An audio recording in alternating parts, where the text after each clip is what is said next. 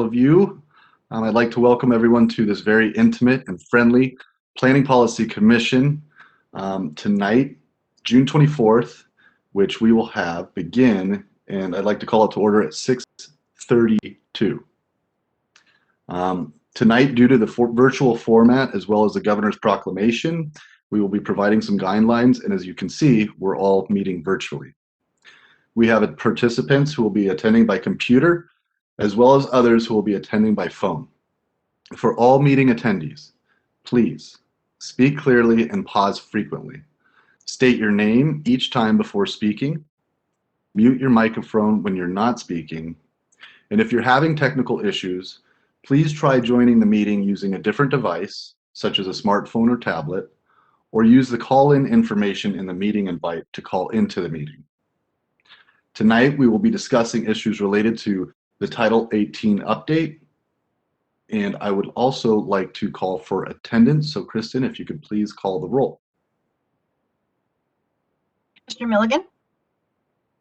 Here. Commissioner Monahan? Here.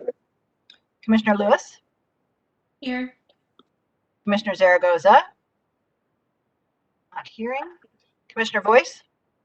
Here. And then Commissioners Fall and Commissioners Bader have excused absences this evening. So we do have a quorum. Excellent. We have a quorum.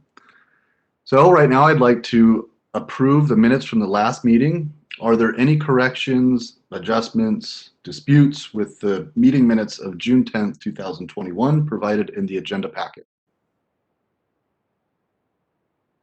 Hearing none, the minutes are approved by unanimous consent. So again, as we had stated, tonight's regular business will be the Title 18 updates with goals and outcomes, gaps analysis, as well as another discussion tonight following subdivisions and other things. But we are going to follow two different types of presentations tonight. After the break of the first one, we'll take public comment, and then we'll have a planning policy group discussion, and we will follow that for the second part.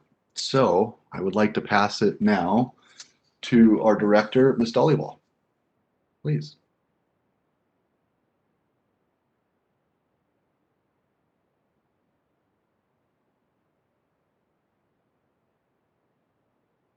Thank you, Chair Voice. Can everyone see my screen? Minnie, do you mind clicking the got it so that the blue bar goes away and we can see the full screen? I recall that from a previous presentation you had. That blue bar stays at the top and blocks like an eighth of the screen. So it's just like a little guide, like a little clippy. If you can click that so we can see your full screen, it'd be great.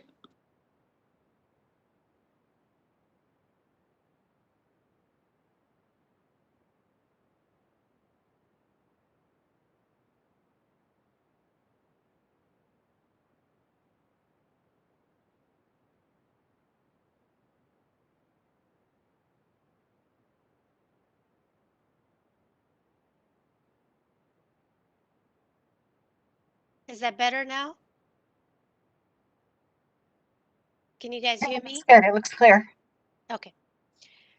So good evening, commissioners and members of the community. Today we have, like Chair explained, we are first going to go through the goals and outcomes piece.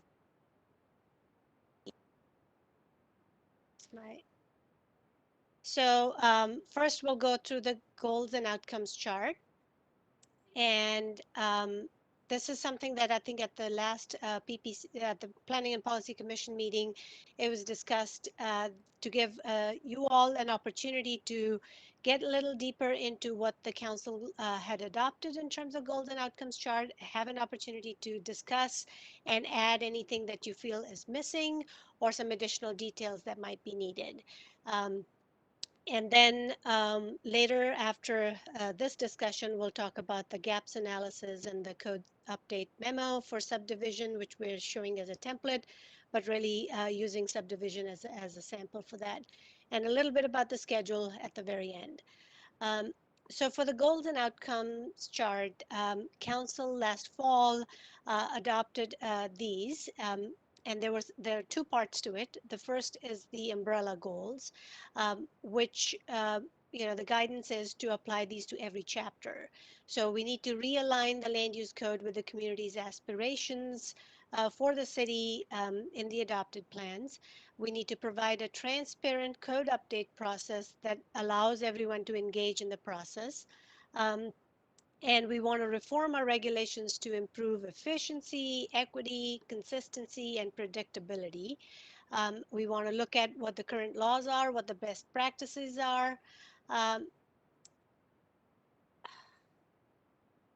and so then I think I'm getting some comments here. Okay, there you go.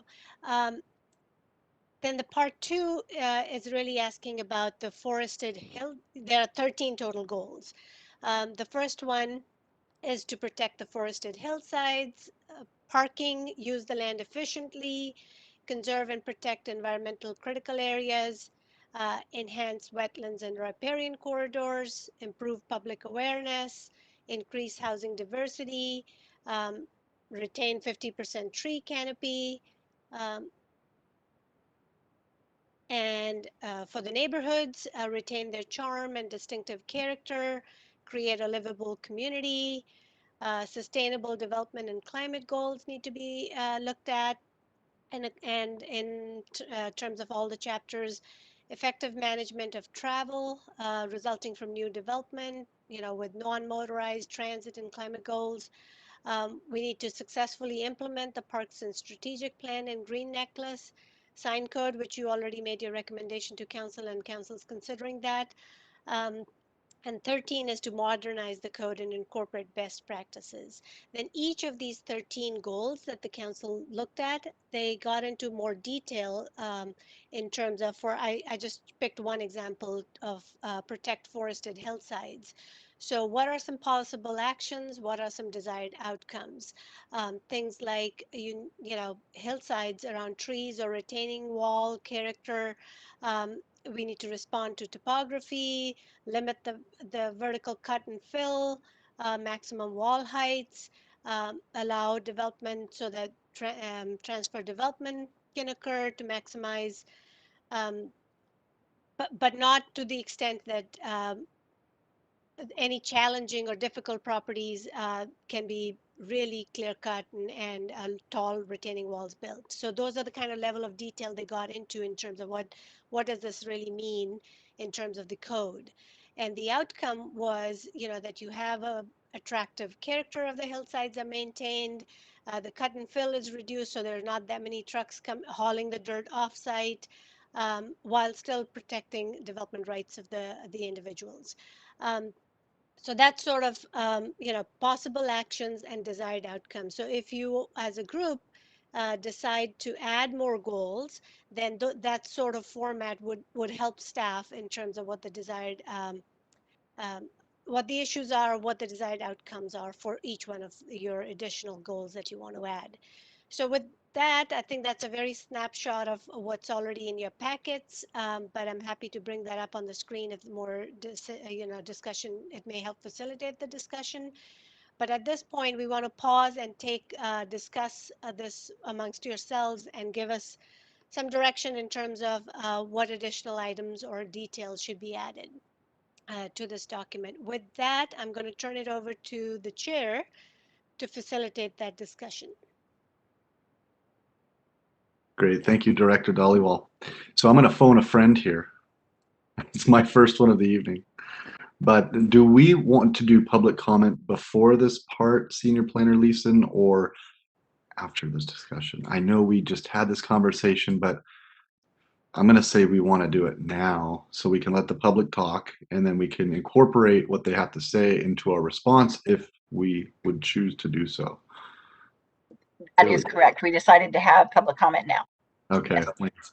Feels like a curveball. So I'd like to open it up for public comment at 6:41 to allow our public to address the issues in the agenda packet. And also note that we have received, I believe, 3 different emails, 2 from individuals and 1 from an organization. So having said that, Senior Planner Leeson, do we have anyone to speak tonight? Yes, Ann Fletcher has signed up to speak. So Ms. Fletcher, and we have another person raising her hand. So it'll be Ann Fletcher and then Connie Marsh. But Ms. Fletcher, I'm going to make you a panelist. And now you are unmuted. So And you, oh, And I believe the guidelines are, what, 5 minutes? yes. Okay. So we please ask people to stay within their time parameters. Great, thank you. Good evening. I do want to comment on the Title 18 update materials, and I'm Ann Fletcher. I'm an Issaquah resident and with the People for Climate Action. Happy to be here tonight to share kind of a climate perspective on where we are now. I searched the references to climate goals in the packet, and I did find one in the attachment A, which is what Vinny just went through.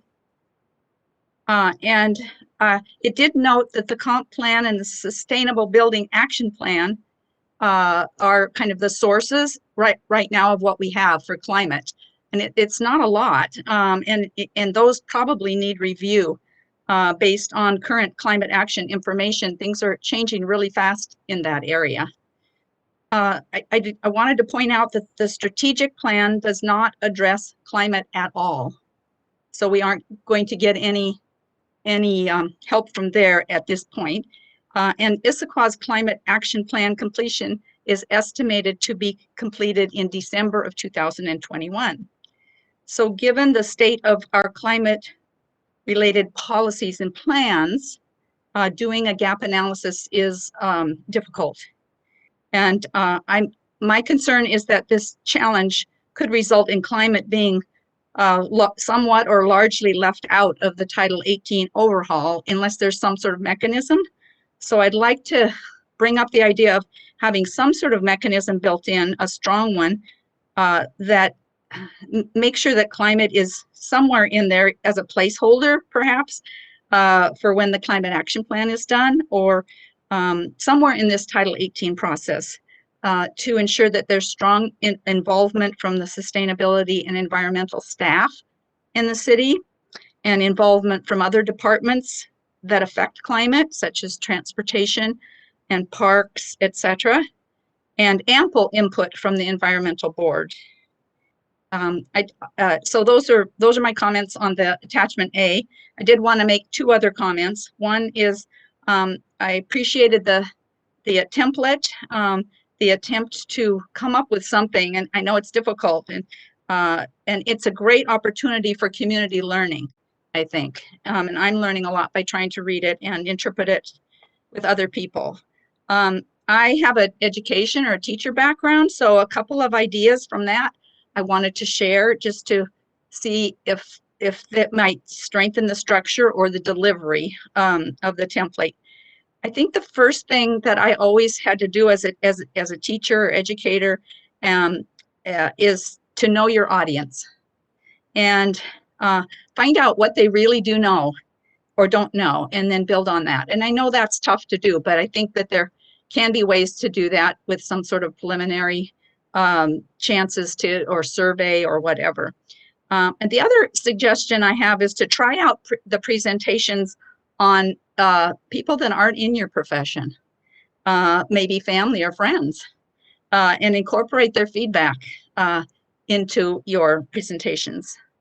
The more examples you can give, the more concrete examples that are local or cutting edge things that are happening, new possibilities, using graphics or photos, that really is helpful for people to gain knowledge of your subject. And stopping midway through your presentation to kind of check in and make sure things are being understood and adjusted. And then of course, you're already doing quite a lot of good listening, I think, and checking back with the audience then to make sure that you understood the feedback the way they meant it. And so that was my ideas there. And then I just have one other quick thing, and that is in the subdivision code policy direction. I think it would be really great to have climate in number 3 and number 4, they really lend themselves to some sort of climate reference. Because non-vehicle transportation and what they're now calling 15-minute neighborhoods, where residents can meet most of their needs of daily needs without driving long distances, those kinds of things, they both reduce vehicle miles traveled. And I realize that's a transportation goal, but they really do reduce carbon emissions. So I want to thank you for this opportunity.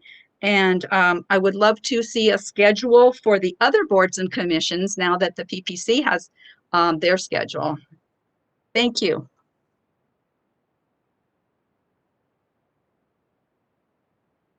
Thank you, Ms. Fletcher. I'm going to make you an attendee again, and then let's see, Connie.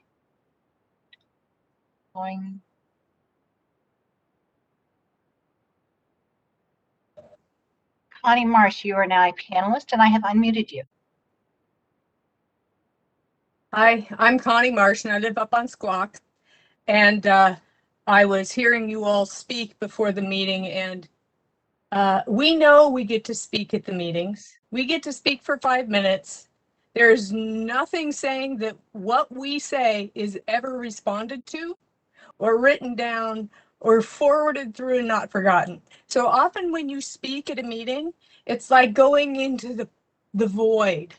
So I was a little upset to hear, well, you know, you get to speak at every meeting. Yeah, but do we get any acknowledgement from our speaking at those meetings? Because I've done it for like 20 years and you don't. There's not a mechanism for that. Now, Minnie was really quiet and I was trying to listen, but do we have 2 public speakings or just 1 today? Do we have 1 before and then 1 after? Is that a yes? I can't. 2, yes. Okay. Then I am going to talk about the chart.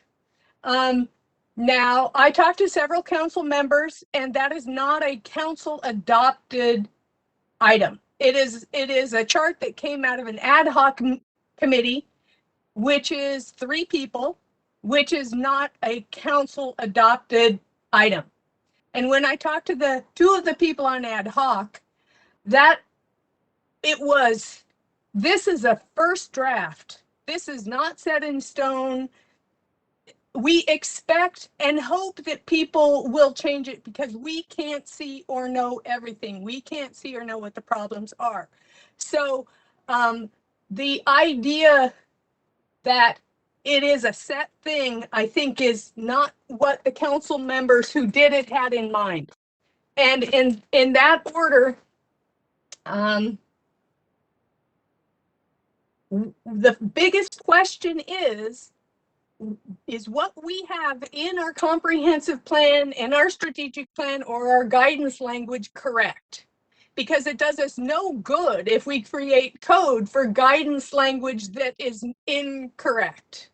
So the first question is, geez, on these topics, where do we want to go?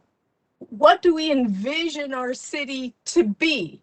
And trees are a great example, right? So what is it that we actually want from our trees?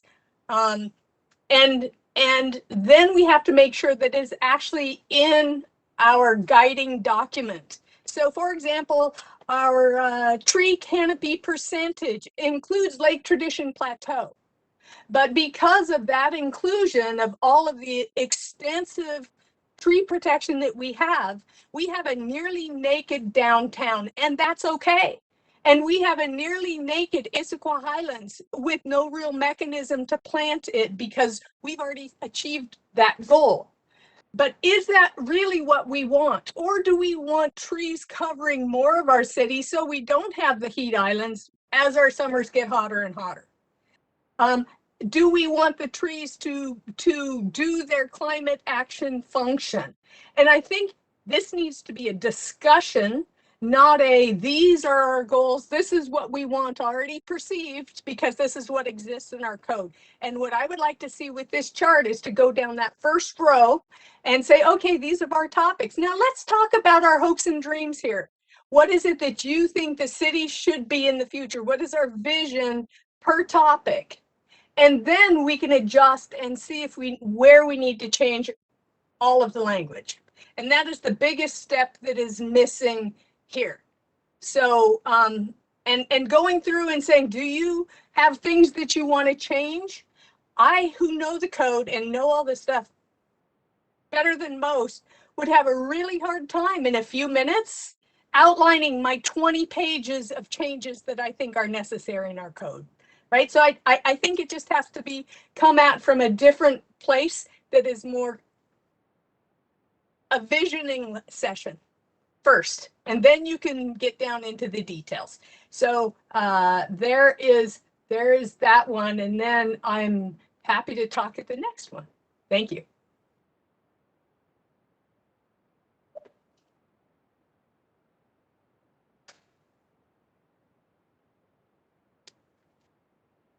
All right. Well, I definitely want to acknowledge our two community members speaking tonight. And as far as having a mechanism to respond to those, how would staff like to respond to any questions or concerns from our community? Something in writing, something? Yeah, I mean, I think those are good points. I think some feedback for us in terms of how we should look at this template and how we, as we start the journey, what I heard Anne talk about, I've taken notes, so we will, incorporate that for our future discussion. Know your audience, try the presentation, concrete examples are good. So that's what I heard. In terms of the climate action number 3 and 4, creating these neighborhoods. So that's an additional goal that you all can discuss. And, it's definitely embedded in some of the existing goals, but we can be more explicit in calling that out. In terms of the climate action plan and the schedule for that happening at the end of next, the timing of that. I think the council was clear in these golden outcomes. There's a sustainability chapter, so we will be having that discussion. And maybe it's a parallel discussion between policies and implementation regulations. So we would, she's right that we don't currently have the policies in place because we're still working on them. But to the best of our ability, we will have a discussion of the policies and the implementation regulations on that.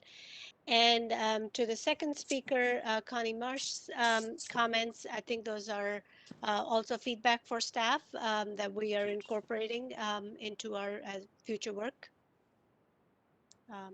And I think her suggestion was that we need to step back and take a more of what do we want approach with these goals and outcomes chart. So for your discussion tonight, of the 13 goals that are there, maybe that's something you all can discuss of what you want to do with this goals and outcomes chart and make it, add to it, amend it, add more details, or have a discussion about what you think as we are embarking on Title 18 update journey.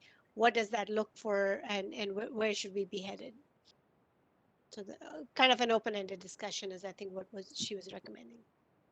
Well, excellent. Well, thank you, Director Dollywall. And I would like to open it up for what this commission does best, which is discuss and debate. But I am going to phone a friend again because that's what I do. And do we need to, as far as the public comment, I've seen this 100 times, but it doesn't actually stop, do it. What is the correct terminology? The public comment is suspended, it's tabled, it's... So this is not a public hearing, just a public meeting. And Got so stop it, start it, everybody gets 5 minutes. It doesn't get suspended or anything like that. No. Well, so you guys have great fortune to have me as your acting chair tonight. So I am doing this on the fly and having a lot of fun with doing it. But I would like to open it up for discussion amongst my colleagues. And yeah, so we'll start now with some discussion amongst the planning policy. And I'm looking for, I'm going to go to my chat box. And I'd like to have Commissioner Lewis has a comment for us. So please, Commissioner Lewis.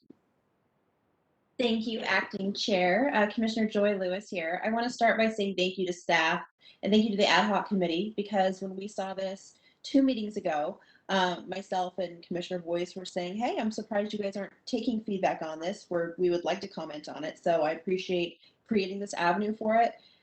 And I really responded strongly to the comments that Connie Marsh had about being able to continue this dialogue, right? I think it's important for us to have a discussion with saying what is our vision with the public, right? So creating more space for this. I appreciate you guys wanting to hear from us, but I also want to continue this discussion.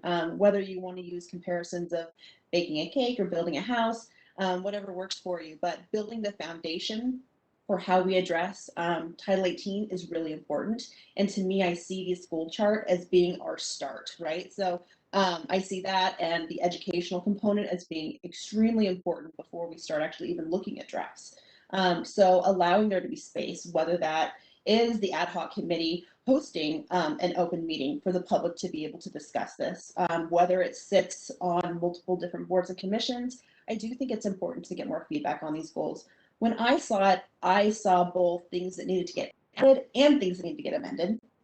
I sent those comments to staff, and again, I appreciate them passing it on to the ad hoc committee to be able to say, hey, there is some discussion going on. I don't want to necessarily read verbatim all of my stuff. I have a couple things that I want to float around to everybody once we start kind of having these discussions. So I have kind of boiled them down to a couple basics of things that should be added or amended, in my opinion. So I'm going to dive into them a little bit to help the discussion start. I think one of them is education is missing right now in our goals. Specifically, we need to align our school standards and specify our code for an urban compact school planning and implementation. We've talked a lot about urban schools. We've talked a lot with the school board, school district, sorry, I should say, as saying whether they come to us with a lot of different opinions about why their current bond doesn't allow for it. Well, we don't have standards for this yet, right? So let's actually start this discussion right now of saying, how do we expect our schools to be built, right? This is our land use code. We want to be able to move forward with urban schools, designing in a compact way, but yet we haven't had that discussion, right? We know that we need to create that. So this is a good opportunity and a time to start bringing the community together with the school district and the school board, with members of the community to say, how are we moving forward with building schools in our community? So I would love that to be a goal, and I would love that to begin, because I think it's a pretty important thing that's missing right now. One thing too is that the live, work, play is not fully represented, I feel, right now in the goals. Our job creation needs to be represented in our goals. And I know in my discussion with Minnie, she was saying this can be addressed in our land use and standards section. I think that's something that's open to discussion, right? How do we implement our job numbers right now? We've been really fortunate that we have a fantastic member of our community with Costco. But when you take out those numbers for the Costco expansion, we're seriously lagging behind in our job creation. And we're seriously lagging behind in our goal for the community to be able to work and live in our community. And I think that goal really needs to come to the forefront in some way, and needs to be addressed right now in how we're actually building our community specifically, right? So I think that's open to discussion. As far as amendments, I had, for our current goals, I can go through, I think point 4 on the environment needs specific mentioning of native salmon runs being supported and restored as a separate objective. I also think possible actions for non-riparian wildlife needs to be an additional policy to create and prioritize when possible. When we think about how we're developing and building our land, I think it's really important to factor in, does this wetlands have a native salmon run in it versus being just a native wetland stream? I think that needs to be called out, and I think there might need to be different development standards that are put to, whether it's Laughing Jacobs Creek, whether it's Lewis Creek, right? We have a lot of areas that need to be protected, and I think they need to be called out in our land use code. And I also think that we need to start having expectations of our developers of how they build to be able to accommodate the other members of our community, our four-legged friends, effectively. On point 9, I think that new development is mentioned, but massive retrofitting is needed for the existing infrastructure. of our city and public spaces. And I think this could be a possible action for the planning and implementation of retrofitting all public buildings. I think additionally, we need the analysis of a current pollution generated by the city and how to eliminate our waste with the intention of carbon neutrality. I think it's really important to be able to have, I recognize that our climate action plan is TBD right now, still in the works and still in the process, but I think it's important to call out in our goals that we specifically need to have an analysis done of where is our pollution being generated by the city and how do we get to neutrality for that. What is the plan for being able to retrofit all of our buildings? We know that most likely in the next 2 years, there's going to be massive grants coming from the federal government. I want us to be ready. I don't want the typical pattern that we do often with like mobility where we say, well, we have sort of a plan, it's a light plan, let's see where we get the funds and then we can really dive in. I want us to have a plan and be ready to go when we think about what a strict timeline we are on to be able to lead in this community. The last one I'm going to talk about is point 13, and I think it needs mentioning of streamlining our code and ease of use. I think we need to have language about that. I think we need an examination of the alignment with the comp plan, and we need to know what our current exposure and vulnerability is to fill the gaps. I'm not seeing that right now, and so I think with point 13 we need to call that out. I realize that's a lot of work for everybody to absorb, and you would have needed to be looking at your goals for that. So I'm happy to go back. But what I basically want to loop through to everyone is to say, I think that we're missing some goals, and I think some goals can be amended. And I'd love to hear from everybody else to say where you think we're at. I'm going to interrupt you for 1 minute. I just wanted to note that Commissioner Zaragoza is present as of 7 o'clock. And that's all. Thank you. Great. Thank you, Senior Planner Leeson. Do we have any more discussion from amongst the Planning Policy Commission? I see Commissioner Milligan. So please. Thank you, Standing Chair Voice. This is Commissioner Milligan, and thank you for breaking up the conversation this evening into pieces so that we can address these things and then in kind of a tangible fashion. I think it helps the public and helps me certainly. One of the things, and we're going to talk about gaps later, gaps analysis later, but in regards to goals, I felt that the goals and the outcomes and the whole chart was very well done. I really appreciate Commissioner Lewis's thorough evaluation and finding things that aren't there, which is, I think, the most difficult task is to see something that you're missing. And I really appreciate you bringing those ideas. And I don't disagree with any of those. However, I think I'd like to just recognize, for the sake of the hard work that people do, is that the compact schools is our standards that we have been developing, and we have a more compact school standard than we did. So it's not like we haven't done anything, but you know, we are becoming more urban, and there's another step that needs to be taken. I recognize that, and I really appreciate the comments especially about enhancing our employment objectives with some stronger language that might help us get there. One of the things that I appreciated, and I only have one screen tonight, so I have to jump back and forth all the time here. Okay, so I wanted to make a point of commenting about number 13, because this has to do with following building codes and standards and the relationship between our codes and the developers and the staff and all the work that has to be done to get things approved. And I'm not sure that it seemed good to me, the language along that row.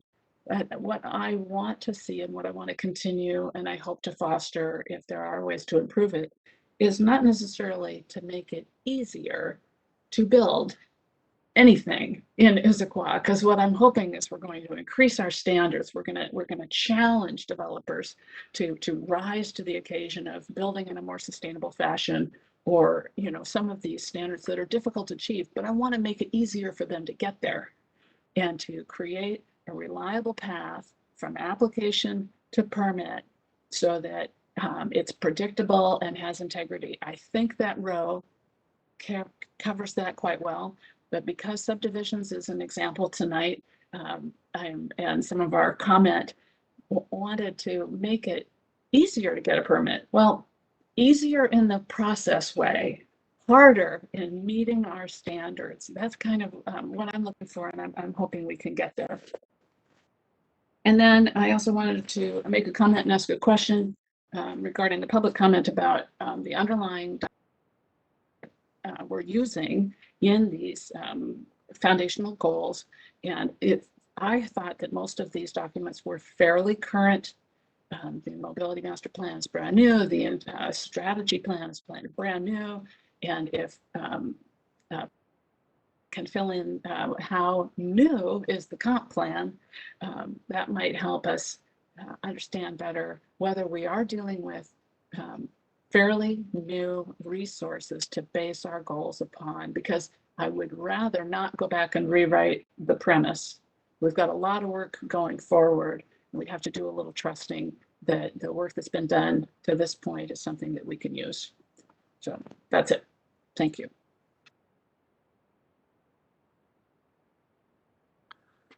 Thank you, Commissioner Milligan. We have 2 other commissioners. If they choose to speak, please let me know.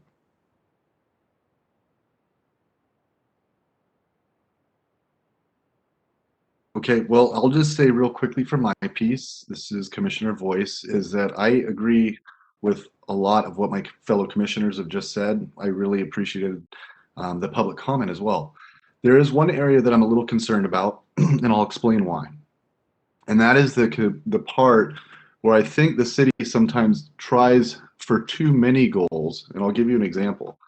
So our strategic plan calls out 2. We want our environmental regulations to be tough, as Commissioner Milligan had just mentioned, and we also want more affordable housing. When I hear the streamlining the processes to make these things easier for developers to understand the process, I'm in full agreement. But there's also things that I've read in this document that talk about how developers are trying to maximize their profit, or they need to be responsible for more outreach. I think the problem we're getting to is expecting developers are going to want to build in a city that is notorious of more affordable housing with tougher regulations, and again, in a more regulated atmosphere. I think you can get 2. I really do. I think you can get the environmental regulations, and I think you can get the pricing, the affordability that we want, the different types of housing. But if we continue to ask developers to do more, and more, you're not going to get the affordable part. They will put that price in there somewhere. And that is my concern. Like I said, I think we can do a lot. I think there's people that want to build in Issaquah. But just today I was talking with a developer in Kirkland. They have much easier regulations, and they don't have our forested hillsides. And like I said, I'm perfectly fine having tough regulations to build here. I think it's appropriate, and I think it's what our city wants. I think, like I said, we just needed to understand if affordability is one of our other strategic goals and visions.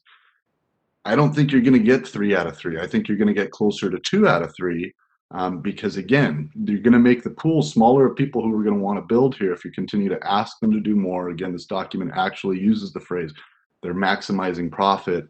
And, we want better irrigation. We want better landscaping. We want the builder, the developer to do the outreach and the communications. We want more of that and more of this. And at some point, again, I don't know if we're going to get to the affordability piece, because they will put that into somewhere. They'll put it into the cost of the house. No one builds houses for fun, just like none of us go to work because it's a hobby. I don't care how much you love your job. We all trade it for money. So that's my concern.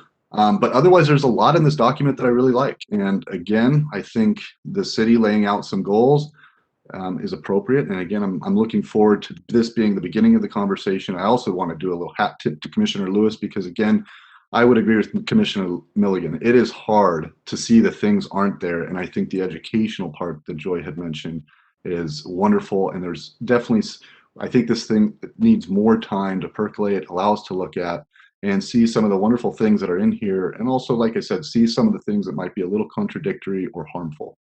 So thank you. And because I'm the chair, I will ask again, do we have anybody else that wants to speak? Commissioner Lewis has a question. Oh. Okay, please, Commissioner Lewis. Thank you.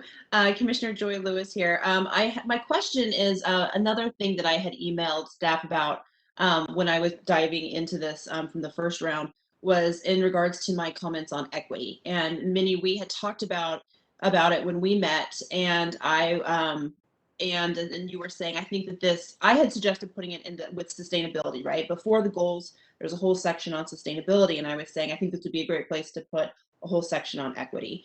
And you were telling me, you were like, yes, I think that there's another place that we could put this. So in lieu of reading my comments about equity to everybody, I wanted to give Minnie the chance to say, hey, we heard this and we're going to put this in next time you see this. We're going to address it and we'll be able to specifically have everybody comment on it.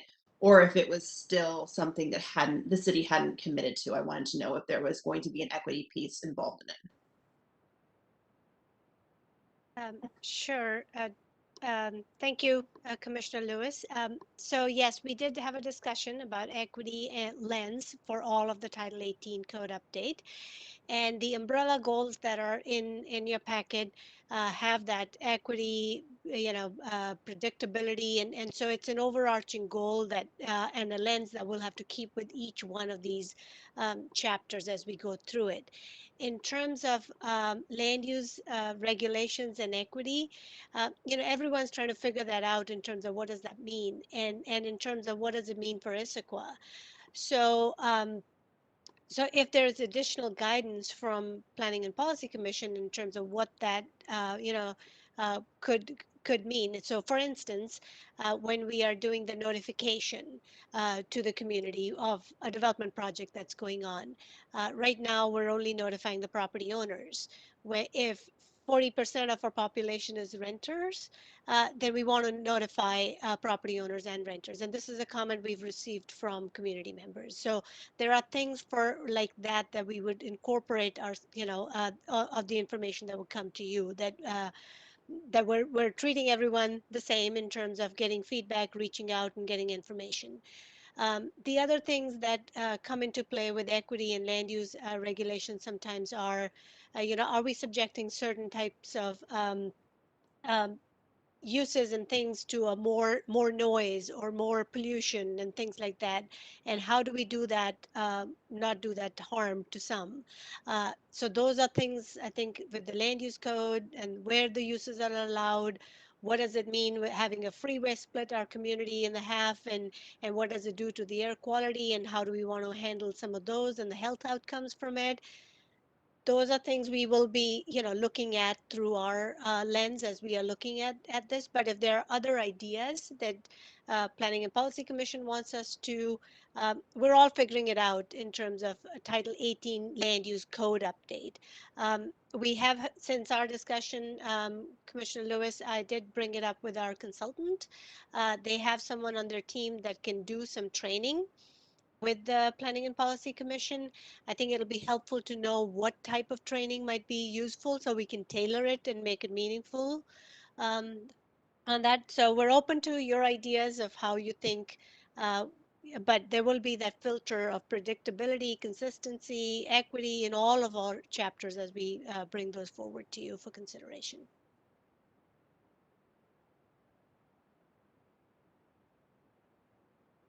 Well, thank you, Director Dollywall, and thank you, Commissioner Lewis. Again, I'd like to ask one more time, does anyone have anything else to add before we move along with the second part of tonight's discussion? Commissioner Zaragoza has a comment. Commissioner Zaragoza, please. Thank you, Commissioner Zaragoza here. So I feel torn by what Nina and Jason both said. I kind of agree with both sides. Nina, you're right on, and I feel exactly the same way. But then I understand completely that there will be costs, and so thinking about that and thinking about the education that we're looking for, I personally would like to understand a little more about where those costs come in. So when we're producing new buildings, new homes, and we're talking about that cost increase, I'd like to understand exactly where those costs come from, and are there ways that we can mitigate that as a city? Is it come into architecture planning? If we're asking for more green space, is that a cost not because they have to leave the land alone, but they have to process it in some way? I know there's definitely green plans that are affordable or that take into consideration kind of how the natural environment will replace certain things, so you're planting less and the costs go down. If I understood more about those costs, I think I could more easily kind of affect that change that we're looking for. So I think that would be a good thing to learn more about. Thanks. Thank you, Commissioner Zaragoza. Would anyone from staff like to comment? Sure. That's a good point.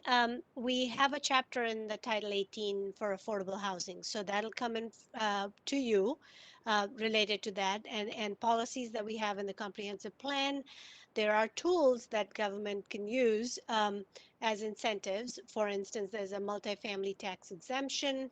How do we want to use that tool where you don't have to pay taxes for 12 years if you you have affordable housing? There are some land use tools that we can have a discussion on that can offset some of those costs.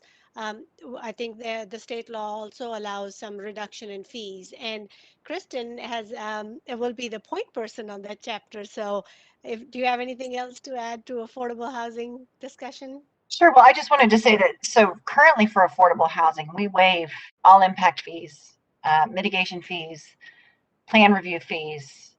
We waive most fees unless it's a pass-through fee and it goes to some water district or the school district. Actually, the school district waives their fees for affordable housing as well. So unless it's a pass-through fee for affordable housing, we pretty much waive that. And then we have a few other things, whereas in some cases, maybe a garage, Lucy might have to correct me, but in some cases, like maybe where a parking garage is required, they're allowed to do a carport sort of thing instead for some of the affordable housing. So we've made some hopefully we've made some dents in what it costs to do the affordable housing, but we'll still work on it. And please. I just wanted to tag on, not to get in too deep into the weeds, but just to point out that this was with the, because you recently heard this on the electric vehicle code. That was one of the components that was in there, was trying to make it cost neutral for affordable housing. So we are beginning to do that, but we haven't had that conversation comprehensively. But I just wanted to link this conversation back to a code that you recently reviewed. Thank you. Thank you, Ms. Sloman. That was a three-tier effort from city staff, and want to thank all of them there. So if we were to be looking for all of these different type of mitigation techniques as far as trying to get the affordability of housing down, is there a single specific place? Is this all over the map? Or is there something, to Commissioner Zaragoza's point, is there a way we can be taught up and trained a little bit better so we could have better answers? Or is this something we just need to hunt down in our large volume of city codes? Are you wanting to, this is Kristen Lisa, and I apologize, senior planner. Are you wanting to see where we have all that in the code? Because we can. I guess just maybe an email, so if we could answer that question for the commissioner, that would be fantastic. Okay, can do. I'd love to see it too. Okay. Yes, Ms. Sloman? I think the point that the commission is bringing up, just to stay at a high level, is a one that we'll all be wrestling with over the course of working on Title 18, because there are trade-offs and policy decisions that are inherently embedded. I think you've identified, the commission has identified a great one. Some of the things that we want to do for a more urban, a more well-designed, efficient projects could increase costs. Another one that preserving trees and getting rid of existing parking lots in favor of redevelopment and structured parking. If you have parts of town where the main trees on site are in the parking lots. So there are always trade-offs, and I think that is a good reminder to staff that we're going to need to figure out how in the process we highlight some of those policy and trade-off discussions. Great, thank you. Thank you, and thank you for that example. I know that was part of our packet too, is how we can properly redevelop central Issaquah to put more density, more and more in there in a very nice and appealing aesthetically way. And yeah, to see that number, that was pretty wild to see 70% surface parking. Wow. Okay, so we're going to move along, and now this is part of our second presentation, and again, that'll be followed by public comment and another discussion. Mr. Boyd, to your voice. Yeah. Actually, you have one more question from Commissioner Lewis. Yeah, okay. Maybe I should have just had you do the senior planner, Lisa. I'm not doing very well. I think I'm 1 for 4. Commissioner Lewis, please. Commissioner Joy Lewis would like to state that the chair is doing a fabulous job. And I just wanted to ask Minnie, you had our first thing for tonight, our first agenda item really was to identify any additional items and details to be included to the goals and outcomes chart. And I wanted to make sure that our discussion helped facilitate that. I know some of us kind of voiced, hey, let's keep asking, let's keep talking, let's get more public involvement. So I don't know that we necessarily wrapped it up with a cute little bow. Like maybe it would have been nice to be like, here, ad hoc committee, these are the suggestions. But if you need something more from us is what I basically wanted to double check, or if you felt like we were able to build on it in a way that you're able to find some successes. Where my question is. No, I think this is Minnie. I think we've got what you all were discussing. So what we'll do is this will be captured in the minutes for your part, but we'll also add it at the bottom of that chart to say additional goals from Planning Policy Commission added on June 24th. And I've been taking notes, but we'll make sure all the discussion today is captured in that chart, so it stays in one place. But like you said, if you have more brilliant ideas, which I'm sure everyone has, it's been really encouraging to listening to all the conversations and all the policy stuff that you've picked up. It'll be a fluid document, and so we can always come back and look at it. I mean, and as we bring all those topics and chapters to you, you'll be going back to this back and forth in terms of, what were the overarching goals? Did we capture them here? So, by the end of it, we'll have it all memorized and more greater, bolder ideas added to it, I'm sure. So thank you. I think we've got it. Well, thank you for that clarification, Director Dhaliwal, Commissioner Lewis, and especially for that vote of confidence. So now I would like to move along, and we will begin tonight's second discussion. And I believe this is also presented by Director Dhaliwal. So I'll let you take it away. Yeah, so Kristen, I should not share my screen, but do share a file, you said? Share the application Application. and not your screen. Yes. Okay, let's see.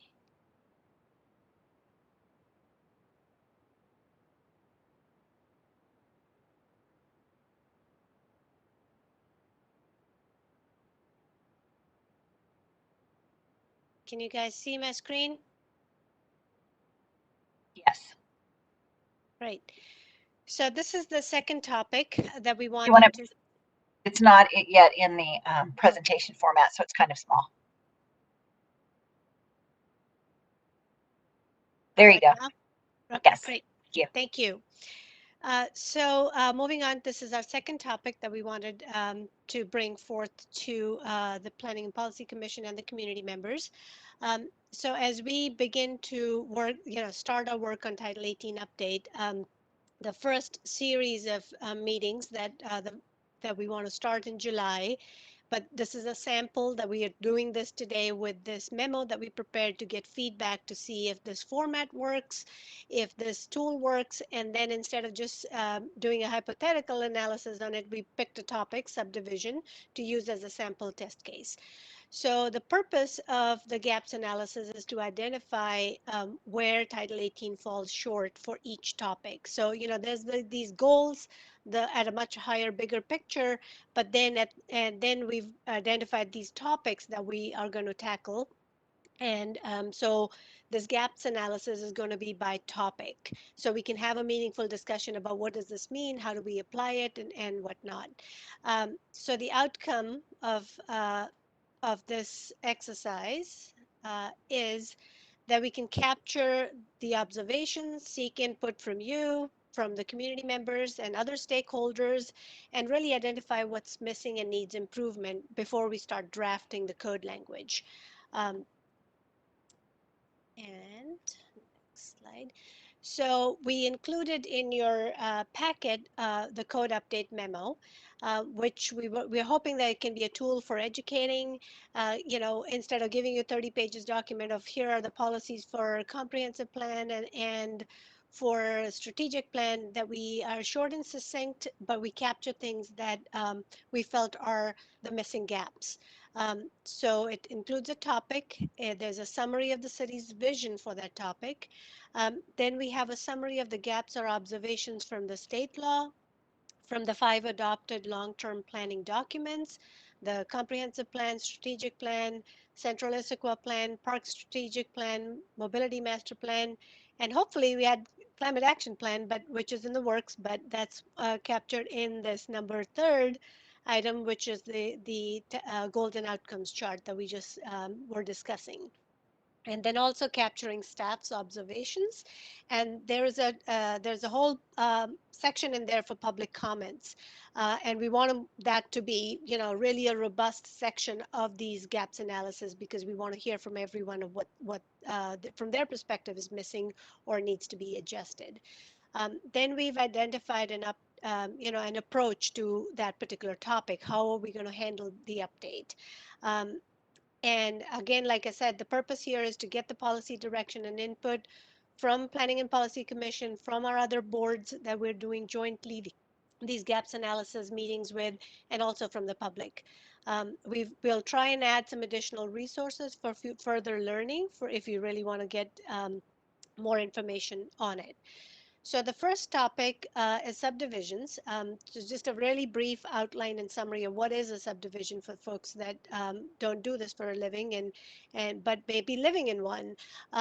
So it's really a division of land into separate parcels. So it's the state law that you can't sell, lease, or finance a portion of your lot or a land unless you go through the subdivision process. And the intent there is that there are utilities access, fire access to water, sewer before you can allow development and division of land. So there are essentially 4 different categories of how these are done. So subdivision is more than 9 lots under the state law. In our city, Issaquah, we have anything more than 4 lots as a subdivision.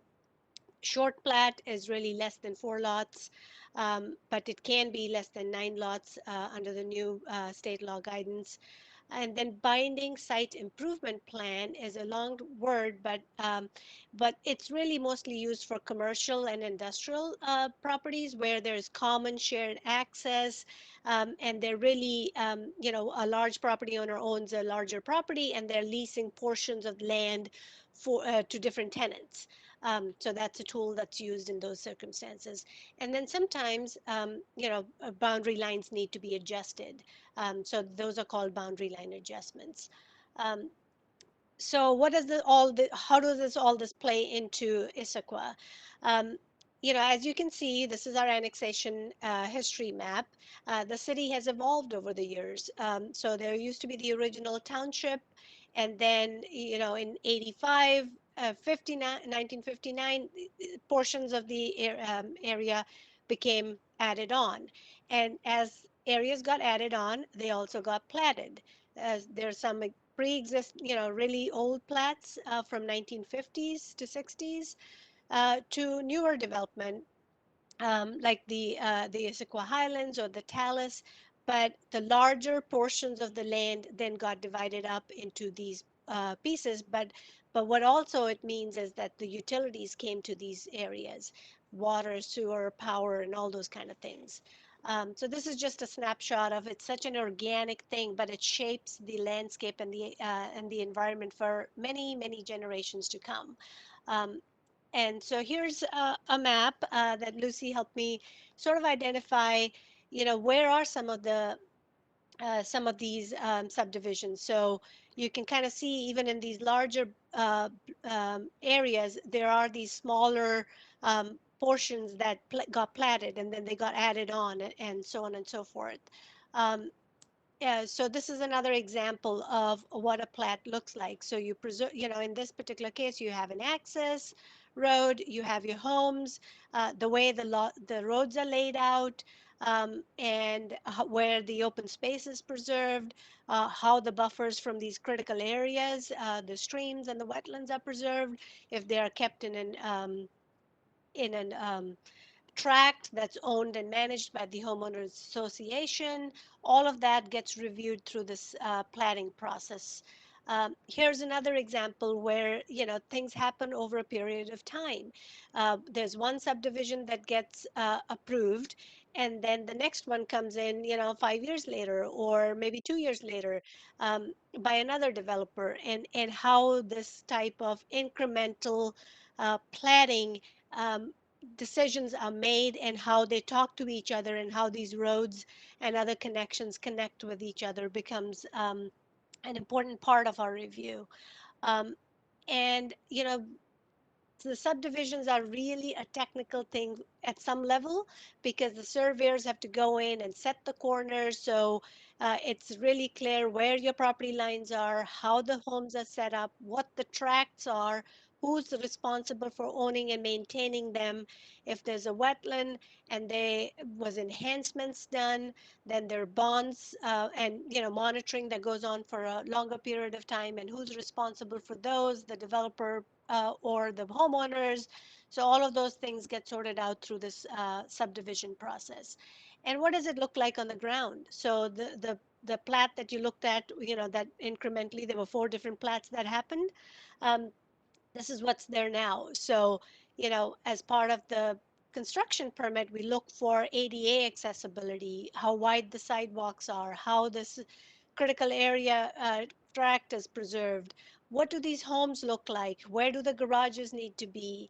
How far the setback needs to be? So those are like design criteria that we think could be a conversation needs to be had about what that looks like for Issaquah moving forward. Um, in terms of how we process subdivisions, now, like I said, the state law is up to 9 lots can be done as a short plat. Anything more than 9 lots is a subdivision. In Issaquah, it's 4. But it's a 2-step process. So you have a preliminary plat approval, and then comes the final plat. And what do these mean? So preliminary plat is really when most of the work occurs. It's although it's a conceptual plan, it shows the proposed development, the amenities. There's a public hearing, um, but this is where we're looking for, is the access adequate? Does it meet the open spaces? Is the drainage going to work? Are the roads the right size, type, location, design? Is the water and the sewer available? Are there sidewalks? Is the public interest being served? So majority of the work occurs at this preliminary plat. It's a hearing, anyone can weigh in, and our current process is that the hearing examiner makes that decision. So after they get the preliminary plat approval, they go in and apply for a construction permit to build all that infrastructure. So what you don't see is things that are buried under the ground, the water lines and the sewer lines. That's the basic premise of a subdivision, that you can't develop until all that infrastructure is in place. So to file a final plat, the developer has to construct. Sometimes they bond for a few things, like the final overlay on the road, because they don't want to ruin the road while they're bringing in all the construction equipment to build the homes. So they'll bond for a few things like that. They may bond for a long-term monitoring for a critical area that they may have planted as a result of their platting process. But once all of that is done, then that document that I showed you is actually recorded with King County records. And at that point, they become separate lots. Until then, they can't be sold as separate lots. They're all one lot. So this is a snapshot of how the process kind of plays out. So, they apply, we have a community outreach, we hold a public hearing, then there's a decision of preliminary approval. The work in the ground occurs, all that infrastructure, road, water, sewer, all that stuff is built. They get the final plat approval, then it gets recorded, and at that point they can sell the lots. And then sometimes we have these outstanding bonds for those items that I mentioned. Uh, Short plats are similar to a subdivision, except for the number of lots, and a more streamlined, usually an administrative process. But it still has those two, preliminary short plat approval and a final short plat approval. The idea being that your infrastructure needs to be in place before you can build on those new lots. Here's an example of a short plat. So, this is a 4-lot short plat. The road in here had to meet the fire truck turnaround. So if someone, if you pull in, the fire truck needs to be able to back out and get back in. And this is what the 4-lot short plat really looks like. An access, a tract, usually if it's a private road, it's owned and managed by the homeowners here. Or if it's a public street, it usually is not a tract, because here it says private access and utilities. So those are all things that are looked at through this subdivision process. Here are some examples of more projects that are currently under construction, that if you're out and about, feel free to kind of look at those to see what, from your opinion, is working or what needs to be fixed. So this is a 34-unit single family development in the Westlake Sammamish. The final plat was approved in 2021, and some of these homes are under construction. And here's a development in Tallis called Panorama. It's 63 homes. They got their final plat in, looks like 2015, and they are doing the construction. And this is what that development looks like from, and with the homes under construction at this time. But the road and all that infrastructure was built before the final plat was approved. Westridge up in Issaquah Highlands, again, 73 single-family homes, 38 of them are affordable. Again, these were approved in last year and are under construction. So those are some examples. This is the same development. Some more pictures of what the plat looked like, what the road layout looks like, what the home construction looks like on the ground. This is another project which is a phased development. So we will be having a discussion with you of how phasing should work. And so the second phase, which you see the pictures here, is under construction. The third phase is still being reviewed, and they do not have the approval for the third phase, which is this portion up here. So that gives you a sample of what subdivisions are, what they mean in Issaquah's context. And so here's our first attempt at what we think the update approach should look like for this topic. So short plats, the maximum can be increased to 9 lots. So we need your feedback on how you think that should go. The decision whether the final plat should be a hearing examiner or an administrative decision. What the subdivision design section should look like. This is the one, I think, the most meatier section that we would be looking at in terms of how Issaquah has developed, what has worked, what hasn't worked, what we really aspire the neighborhood design to look like. So the circulation, street design, garage orientation, lot design, placement of the building, open space, utilities, relationship to the street, all of that. This item, the next one, unit lot subdivision process, what really this is for, say, a developer wants to build townhomes. If we allow a unit lot subdivision, then those attached townhomes can be sold as individual townhomes and they will own the land underneath their home. Right now, we facilitate that through a condominium process. So, attached townhomes are built as a condominium. The land is held in common ownership, even though the state law is improving for condominiums. But what we hear from developers is that from an insurance perspective and other places, it's a hindrance to getting townhomes built.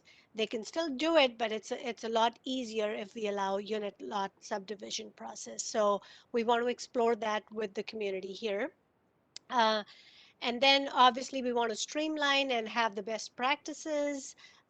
We want to have a really clear and succinct decision criteria. So when staff is preparing their staff reports, it's easier and we can issue these permits quicker and faster because it's all in one place. It's been vetted out. We're not going searching for it in different places. We also want to clean up how we handle expirations and phasing of different developments. So that's our first take at what we think our approach should be on this. Um, so we've laid out 4 policy questions for Planning Policy Commission tonight. Um, and that's by no means the end all and be all, but that's a start. So the first question is, the state law was changed to allow 9 new lots to be created by the short plat process. In Issaquah, we only allow 4 lots. Anything more than 4 goes through a whole subdivision process, which I think Master Builders Association and others have written urging that the process, the outcome could still be the same, the standards could still be the same, but the process itself is too long for the outcome that we get out of that. And a lot of cities have gone to the 9 lot threshold many years ago. So that's something for Issaquah to consider. Do we want to go that path or not? So that's item number 1, policy question 1. What happened here? The second one, well, I went back. Sorry. Second question. Yeah. So the second question was, should we change the city code to make the final plat approval an administrative approval? So again, that's streamlining the process, but it's really not going to change any of the outcome. The final plat approval process is really at the very tail end. We're verifying that all the conditions of preliminary plat approval were met. The inspectors have already verified that all the construction and the infrastructure was built per code and what was required during the preliminary plat approval. Right now, the final plats also go to the hearing examiner, and it's a hearing process. So that's the second question. The third one is how do we lay out the streets and the connections from the neighborhood? Do we continue with these streets, or do we have more stronger requirements for making connections with your adjoining neighborhoods, whether it's by road, by whether it's pedestrian connections? How do we not create islands of development, but actually well connected, again, for climate change perspectives and all of those kind of things too, and the neighborhood character. So fewer dead ends, more connected streets, block design, what do we want to do there? And then the fourth policy question is, there has been the development with the Issaquah Highlands, with the Talus, and some of the other subdivisions that have been in place for a very long period of time. So we're going to continue to see some of that residential development and plats come through. But should the shift in focus be more on infill development? And by infill development, we mean smaller, 2-lot short plats here and there, and the policy should reflect being more pro infill, more streamlined process, easier process, but also what those standards look like. So those are 4, policy questions we've laid out to start the discussion. But again, we want to hear from everyone what your other ideas are, what issues you've seen living in the community that you think need to be addressed as part of the subdivision chapter. So with that, Chair, that concludes my presentation, and I will turn that over to you to facilitate that discussion. Well, thank you, Director Dollywall, on two fantastic presentations. Learned a lot, and I'm sure fellow colleagues did as well. So right now, I'd like to open it back up for public discussion and ask Senior Planner Leeson if we have anyone out there who would like to make a public comment. Yes, Ken Esseman would like to speak. So Mr. Esseman, I'm going to make you a panelist.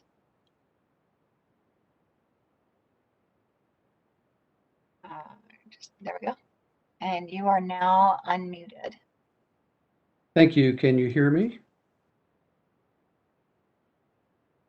Yes, I sent a note to the Planning and Policy Commission this morning, and I didn't necessarily want to use my time to walk through those comments, but I just want to sort of frame the comments that I made.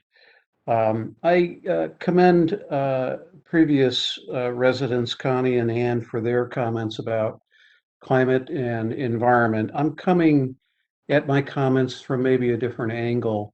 I'm a user of the city code simply because I take care of the property up in Tallis for the homeowners association.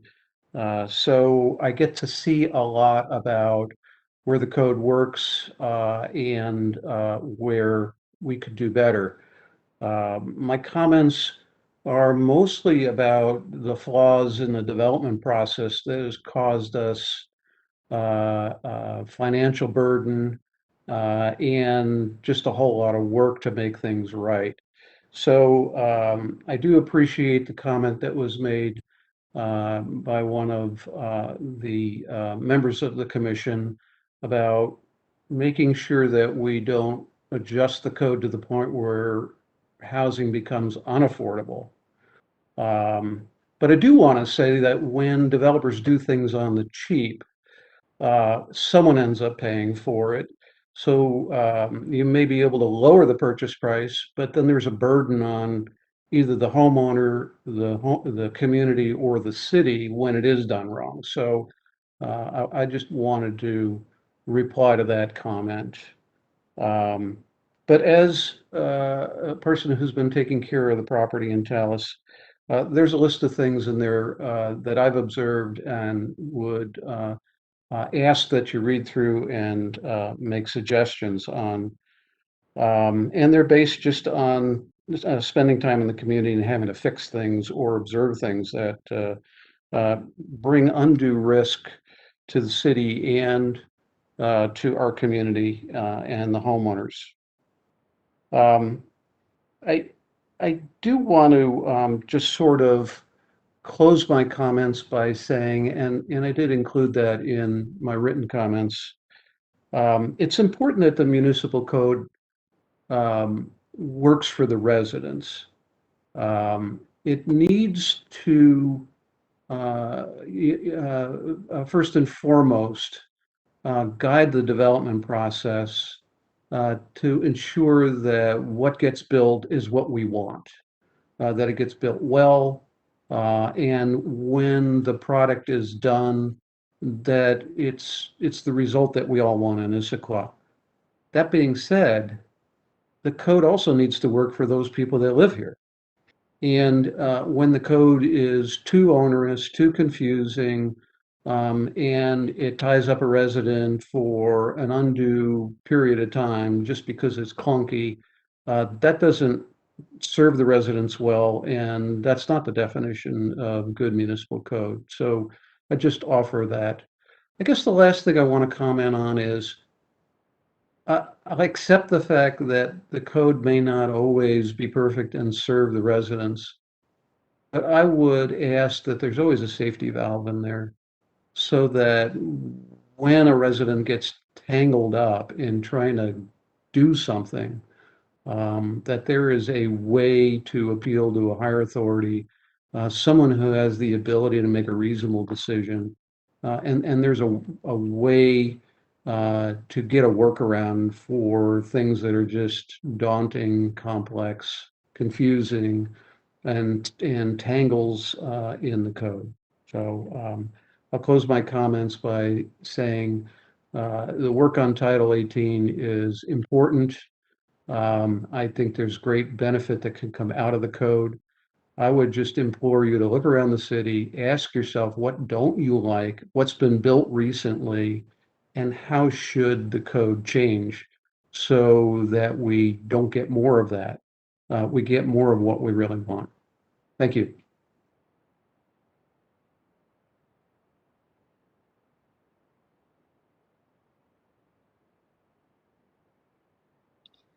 Don't see anyone else. Ms. Marsh still has her hand. Oh, she took it down. I believe Ms. Marsh would like to speak. Just a moment, please.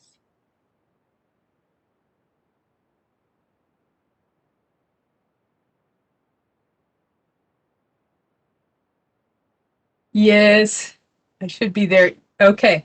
Now, my understanding is that you want to know if this presentation works. The way you presented subdivisions works. And it does not work for me. I can tell you that. I think learning is very hard, and most of the people who are going to be hearing this are going to know less than Planning Policy Commission even. So the way to learn is to interact, not to do a PowerPoint presentation and expect people to be able to absorb.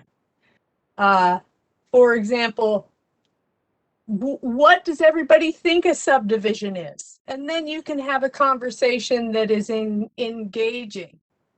And then when you talk about the meat of the matter, you don't just show pictures of places and maps of places.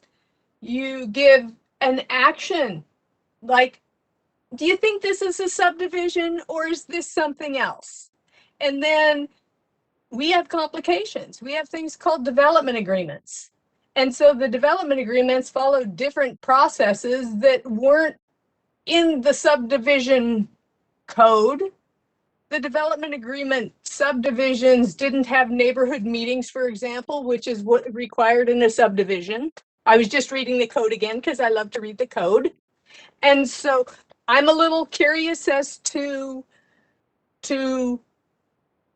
all of that, but it would make a great conversation. Well, why is that so? How did that happen? What the heck is a development agreement if that is not an agreement to be able to subdivide land into certain things? And why is that different than a subdivision? Because subdivisions don't stand alone, right? And so it's very hard to learn about a subdivision when you aren't learning about its linkages and also zoning, right? And so for me, you have to give a structure maybe from the top. Okay, what is the most basic thing we look at in the code? And then you go finer and finer and finer until people get the idea of the rules.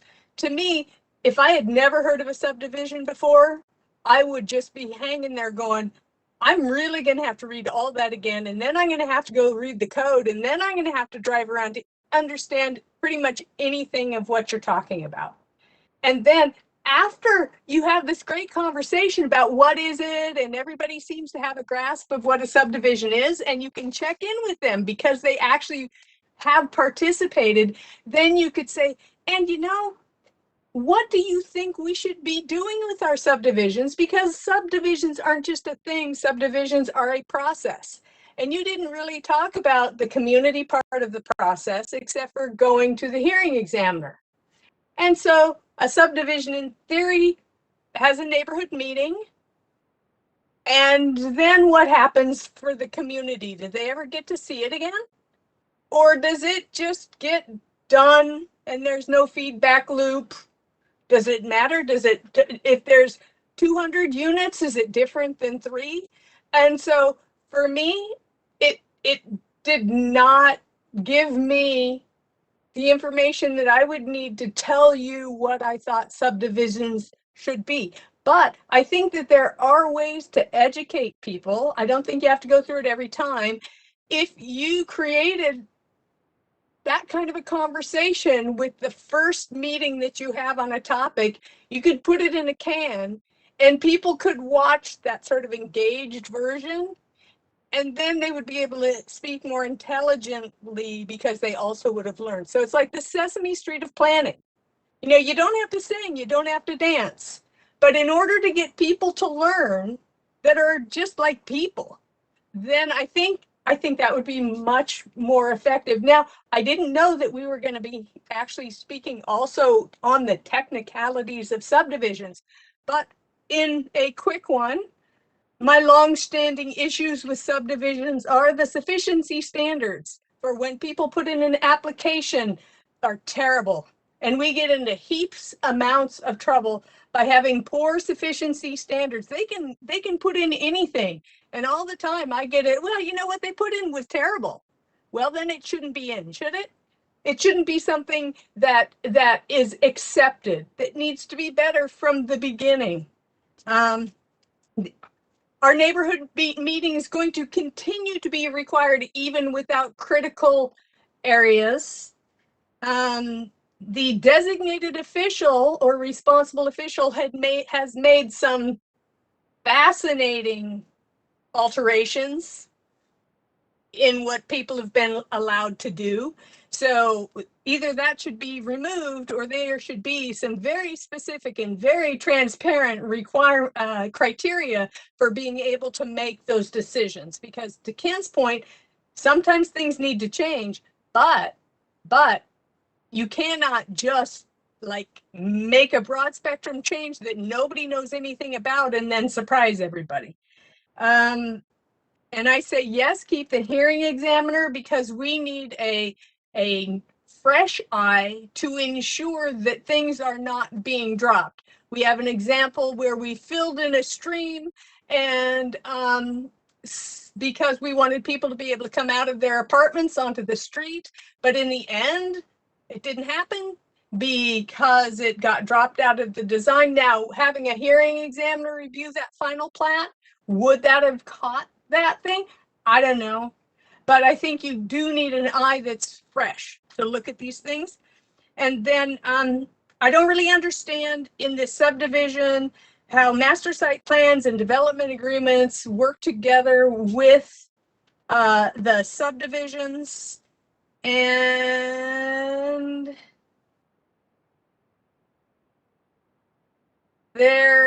explain the process for people to see. Yeah, I already said that.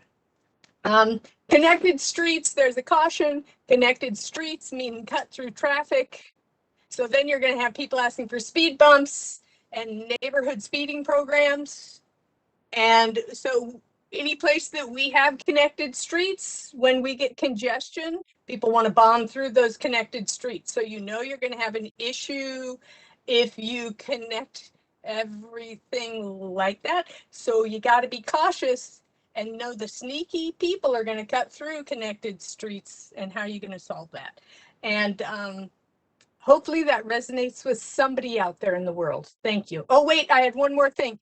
The land use code, the land use element in the comprehensive plan was last really updated in 2015, so it's old. And also the housing element, it says 2015. So reasonably old, and I'm not sure what to do about that, but you all can solve it. Thank you.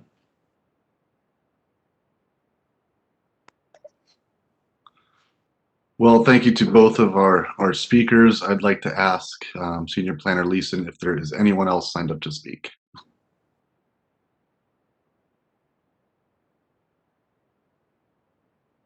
No one else is currently signed up, but if you would like to speak, if you could raise your hand, and if you have trouble finding the raise your hand button, as I always do, you can type to me in the chat. And I'll give you a minute here.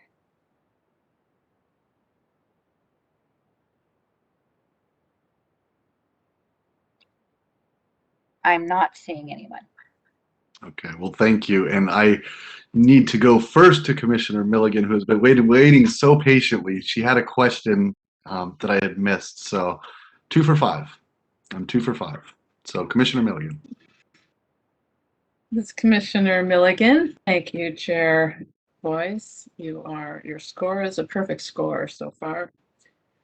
I had just a process question. I have comments that I'll hold for later. I was going to ask it.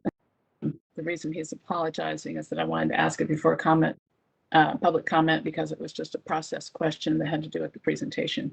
And I wanted a reiteration. The question is, what are we doing tonight? And I wanted to make it clear to the audience and to myself whether we are evaluating subdivision code or how the subdivision code was presented to us. So I just wanted that to come out clearly right now so we can know what we're going to comment on in the comment period. Thank you. Director Dollywall. Yeah, I can answer that. This is Minnie. Both. So we want to know whether the presentation, the actual memo that we gave you, will that format work for the next 6 series of meetings that we've set up for the gaps analysis with the Planning Policy Commission. And the first one is with the Environmental Board, the second one is with the Parks Board, then the next 3 are with the Development Commission. So we're going to bring in topics for each one of those meetings. So we want to see if this format of giving you this memo by topic that lists all the gaps, then we present it and then have a discussion is the right format. And 2, the more, instead of just talking hypothetically, we thought we'll pick a topic. Subdivisions was something we figured maybe the easier one, because there are a lot more complicated ones that we'll be bringing forth, that maybe this could be a test case of actually getting through this substantive issues as well.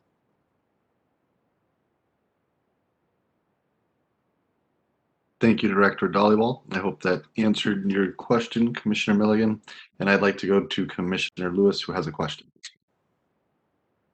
Thank you, Chairperson Boyce. Commissioner Joy Lewis here. My question is also procedural for you, our esteemed chair. Right now, as I see it, not only has Minnie set up 4 questions for us, but also wants comments on the template. And I'm curious if you would like to hear from us one by one, or if you want us to ramble about all 5 points.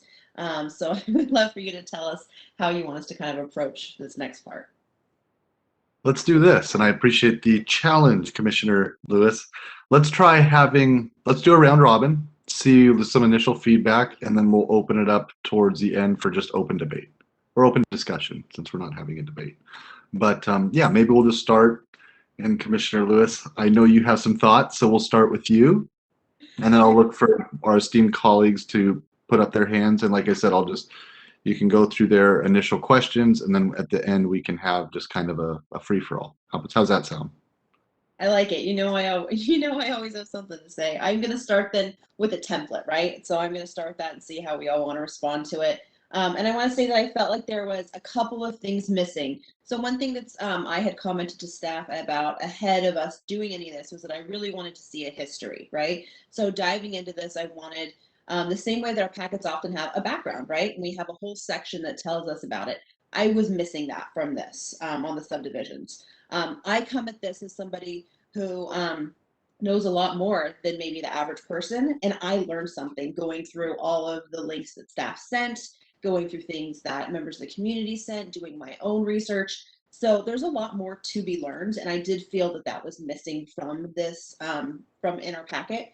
What I also felt was missing was this kind of basic thing in the gaps analysis when we look at things of kind of saying, why do we have what we have now, and how has it been, how has it evolved, and why are we choosing to either stick with it or change it, right? How has the effect been? So I'm wondering if the gaps analysis can actually have everything addressed, like a why is this and a how is this kind of a thing. I think that the discussion on moving from 4 to 9 is a really good example of that, right? I would love to see pros and cons, right? I would love, rather than having staff tell me, what do you think, right? And having me be like, oh my gosh, I need to figure this out. I need to deep dive into things.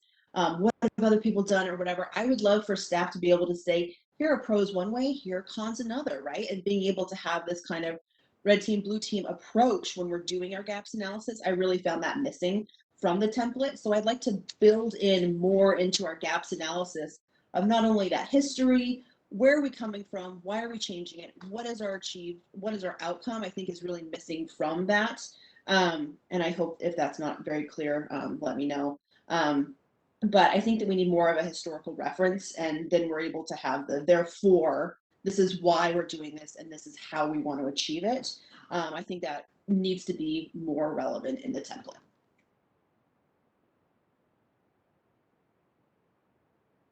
Thank you, Commissioner Lewis. That's wonderful, fantastic suggestions, and I wholeheartedly agree. Who is our brave commissioner that would like to follow Commissioner Lewis's great suggestions?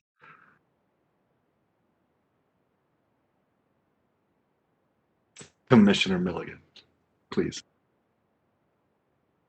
This is Commissioner Milligan. You know, it may not seem like it to you, but I'm actually holding back and hoping that another commissioner jumps in first. You guys got to be quicker because I can only hold back so long. Thank you.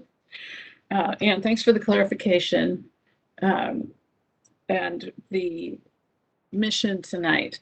Now, I'm going to start by addressing feedback about the gaps analysis and how it was presented as an example of how they would be presented. And then I'm going to just dive right into why I might not comment so much on tonight's subdivision improvements for that. First of all, I really liked the initial layout and this the way that this information was organized, and especially the tabular form. And I want to point to that because that was the most meaningful and easiest to follow for me. And I am going to suggest that some more information go into that tabular form. When it goes into narrative and it has just a number in the front of it, it doesn't give us as helpful a context. It's as a reader, the stuff in the tabular was much more easier. Related to that was the presentation that Director Dhaliwal brought in for us. Now that was much more robust information. It was way more than what we got in our packet. And had I had all that information, I might have something substantive to say about subdivisions tonight. So in feedback, again, about the way that the information is presented, I'd like to see more information in the packet. And this relates to something that Commissioner Lewis said, is that the conversations about ancillary issues about plat applications and zoning limits and how they impact subdivisions. That's in the narrative, but if it was in the more robust as the presentation was, so that the public could read it and not have to come to the meeting and know what's going on, I think it's only fair to have it in the document. So that's some ideas for. Let me see if I have one more about that. Okay, and then one more idea about the way that the information is presented, and I think Commissioner Lewis also touched on this, but this is a really important thing for me, is that I would always like to know, how are other cities doing it? How are our neighbor cities doing it? So it's really relevant in the where do we draw the line for subdivisions? Is it at 4 or is it at 9? Who's adopting the state regulation? I'd really like to know that, and it would be nice if you all would bring that in that chart. Commissioner Zaragoza has a question. Okay. Are Thank you you. done, Commissioner Milligan? Are we good? Yes. I am good, but I just wanted to say in closing that I have not brought substantive comments about the subdivision proposals because I didn't feel like I had enough information in my preparations. Thank you. Great, thank you. Okay, Commissioner Zaragoza. Thank you, Commissioner Zaragoza. So I'm just going to kind of mirror what Commissioner Lewis and Milligan have said. I really enjoyed the presentation we just got. There was lots of good information there. I would have liked it definitely before. It really kind of set my head in the right place to review the document. So I felt much better about this after that than I did before. So certainly agree with adding that to the next time around. As far as the Commissioner Lewis's comments on pros and cons, I agree with that too. But also, I really liked the way the previous document, the goals were set out, where you see the issues, you see the objectives, and then you have the staff recommendations. I would really like to see a little bit more about that, what we're trying to solve with these things. So I really like the format, but maybe a couple more sections added to that to discover some of those pros and cons, or the problems, or the, as Commissioner Lewis said, the history behind it. Thanks. Thank you, Commissioner Zaragoza. Now I'd like to go to Commissioner Monahan. Thank you, Chair. So I agree with all my colleagues that more information is generally better. But I guess the one thing I'd ask us to bear in mind, and having been, a litigator going to trial a number of times, I know that the end product that I ended up showing to a judge was usually finished around 4:30 a.m. the day before, or the morning before. And so I wanted us to be cognizant of resources, both the staff and the consultants, and understanding that these projects probably take a really long time to put together, and probably isn't ready for prime time until maybe, close of business today. And so I want to get more information. I want to be more informed, but I also want to be cognizant that resources are not infinite. And so I recognize that some things are just not going to be ready until, the publicly noticed hearing. And so I just ask that staff remind us gently or harshly at times when what we're asking for is reasonable, where we can fit that into our planning. But at the same time, I'm just looking at this calendar and it is jam-packed, and I can only imagine the hours you guys are pulling and will have to pull. So I just ask that you keep us honest and our expectations reasonable. So that's all I had. Thank you. Thank you, Commissioner Monahan. Point well taken. And I do want to say that it sounds like, just in that first initial going, Director Dollywall sounds like a rock star of a presenter. So just a hat tip to you. You're a presenting machine is what it sounds like. So well done. And as far as kind of what I'm thinking, I appreciate Commissioner Monahan's point, because I think sometimes, again, I think we could sit here till we're blue in the face asking for more. And sometimes, we have been entrusted to make certain decisions for the public to keep that moving. And again, this has been a year where our resources, especially at the city, have been cut in half. However, I will say I do like kind of what Commissioner Lewis and Milligan had alluded to. I do like having a history, and I think Commissioner Zaragoza said it as well. Not only do I like having a history, I like the pros and the cons. I don't think it's staff trying to subconsciously change my mind. I appreciate kind of the flow of information. It's helpful. And again, I always like to have a little bit of background information when making decisions. Like I said, as far as the agenda packets the last 2 years, I think they're phenomenal. I enjoy reading the background, what's expected, what's desired from staff. Again, it kind of keeps our meetings focused. We're capable all on our own of going in all sorts of directions. So it's helpful from staff to kind of help us sometimes with that.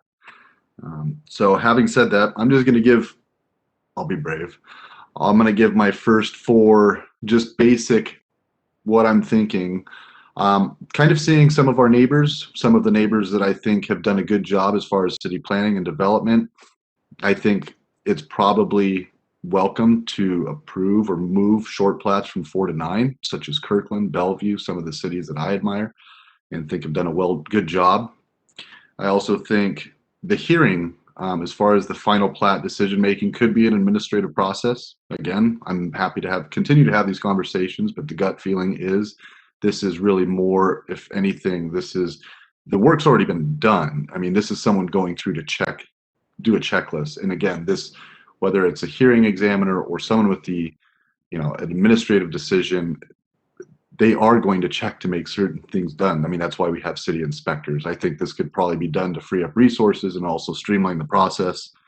As far as having different layouts for communities, that's an interesting one, because I think you see a lot of dead spaces with some of the older type of communities that use cul-de-sacs,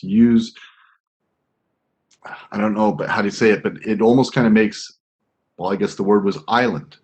So a word that's starting to be used a lot more these days is equity. So to have these integrated neighborhoods kind of seems like a good idea, especially when we're talking about the green necklace, making our city more transversable. So kind of looking at that is probably a positive thing. It kind of is able to cut down on vehicle traffic and again, make our city more connected. And then finally, yes, I think probably a shift to looking towards infill is appropriate. We want to start looking at ways because again, we do have a dwindling land supply, and the goal is to start infilling the central Issaquah area with more density. So again, starting to kind of turn our focus that way. And again, by all means, we're not ignoring other developments such as Talus, such as what's going on up at Westridge. It's just, yes, should cities start looking at ways we can start putting some of that density where we want it? I think that's probably appropriate. So again, right now, just a gut feeling, but that's kind of where I am at. And now I think we'll just open it up to general discussion amongst all of us. So please, anybody with a comment or a question? Commissioner Monahan has a comment. Commissioner Monahan, please. Thank you, Kristen. Thank you, Chair. Yeah, so I guess I'll give my substantive feedback on questions 1, 2, and 4. I'm still noodling 3. On 1, and this probably goes to something that Joy said earlier, I'd really like to know why we're moving from 4 to 9. I've read the legislative record when the state changed it, and I can't find any substantive information about why they did it, except the vote was near unanimous. I think only 3 senators voted against it, and the House passed unanimously. So I'd really like to understand why we think moving from 4 to 9 is a good idea, other than the state allows us to do so. I can come up with some reasons, but I'm not a developer, and so I'd really be curious, not only from staff, but frankly from members of the community, people who this would impact. I'd like to hear the why, not just do it because we can necessarily. On 2, I think I agree with the chair that it makes sense to move it to administrative process. Like I said, 3, I'm still thinking. 4, yes, I think we should try to, future-proof might be the wrong word, but anticipate the types of work that's going to be done in the future. So if infill is the latest and greatest, then we should move in that direction. But I also don't want us to lose presumably lots of hard work that went into developing the code to, I don't know if there's going to be another Highlands or another Talus or whatever coming, but I'd hate to just delete that and replace it with something else and then have to reinvent it later on. So I don't know if that means making different sections or distinguishing some way, but I certainly think it makes sense to start thinking about the future projects and build the code to incorporate the lessons learned from the bigger developments, but then also recognize that it's not a one-size-fits-all, and so we might have to change up a little bit. So that's all I had. Thank you. Thank you, Commissioner Monahan. And from there, we're going to go to Commissioner Lewis. Thank you, Chairperson Voice. Commissioner Joy Lewis here. To go down the list, I want to say that I spent a lot of mental energy on this very first one. I honestly think that we could have quite a bit of discussion about it, because I do feel that there was some missing pieces from staff on this, right? So I understand why developers would be proponents of it. I see a big setback as far as saying why, right? What do we gain from this? What do we gain from cutting this out? I'd like to actually have the data of Issaquah saying this is the resources we would save, right? This is the amount of money that it's costing our taxpayers because we're having to go through a different process beyond the 4. I'd like to actually be able to quantify it, to give a reason. to say why we would move to the 9, right? Rather than just, well, I guess everyone else is doing it. It's kind of been okay. So without that data, it's hard for me to kind of to move on it, unless, again, this kind of goes to more questions of having a discussion about the search point, is to say, well, are we able to not do it citywide and instead pick an example area, right? Can we pick a neighborhood to say everywhere else is 4, but this is going to be 9, and let's see what we get, right? Are we able to kind of create an area versus doing it citywide? I don't know if that's possible, but I think that this is definitely worth a discussion as far as like, have we found that the public is asking for this? Have we found that council's asking for this? You know, staff didn't provide us with saying, hey, here's why we're considering this, other than we can, you know, telling me that that the development lobby is strong and was able to get Governor Inslee to move on this doesn't exactly entice me, right? So I do think that it's worth a deeper dive, is to say, what are we going to be getting from this? I'd like to see hard numbers of saying, this is the benefit, this is why we want to move this way, because I didn't even necessarily get from staff that the city administration is really behind it. It was more like, well, what do you think, right? So I think we should talk about it. That was kind of my thought on it. Right now, I'm not inclined towards it without more substantial information.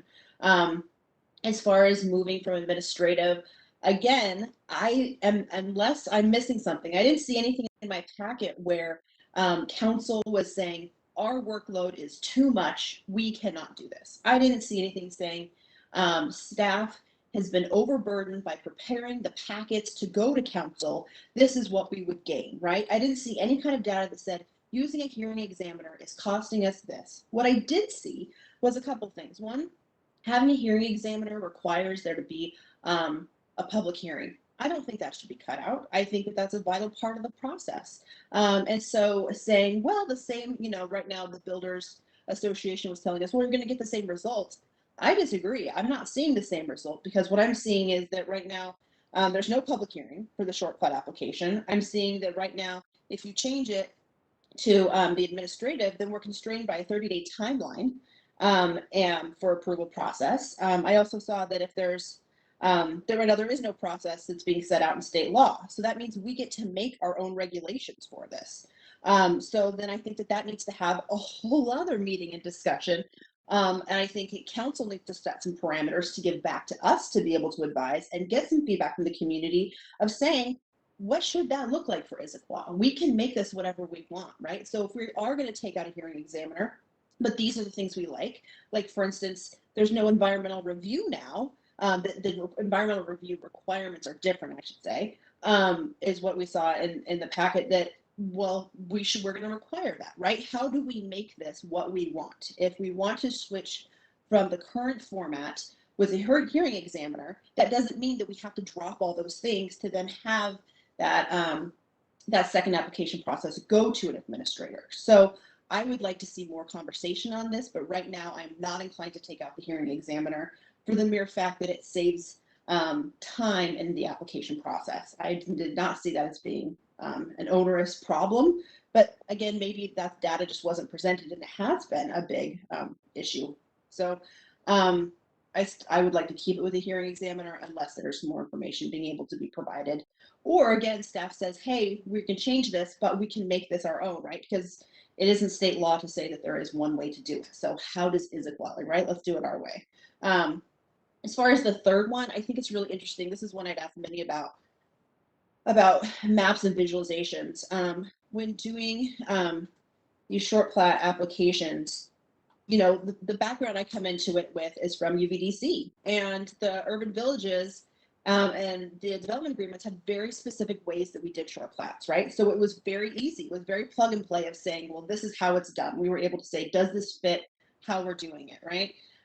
Whereas now we're going to be doing it in all these tiny little areas, and all these communities are very different, right? They already exist, right? How do we control the character? How do we make sure that we're getting the result that we want?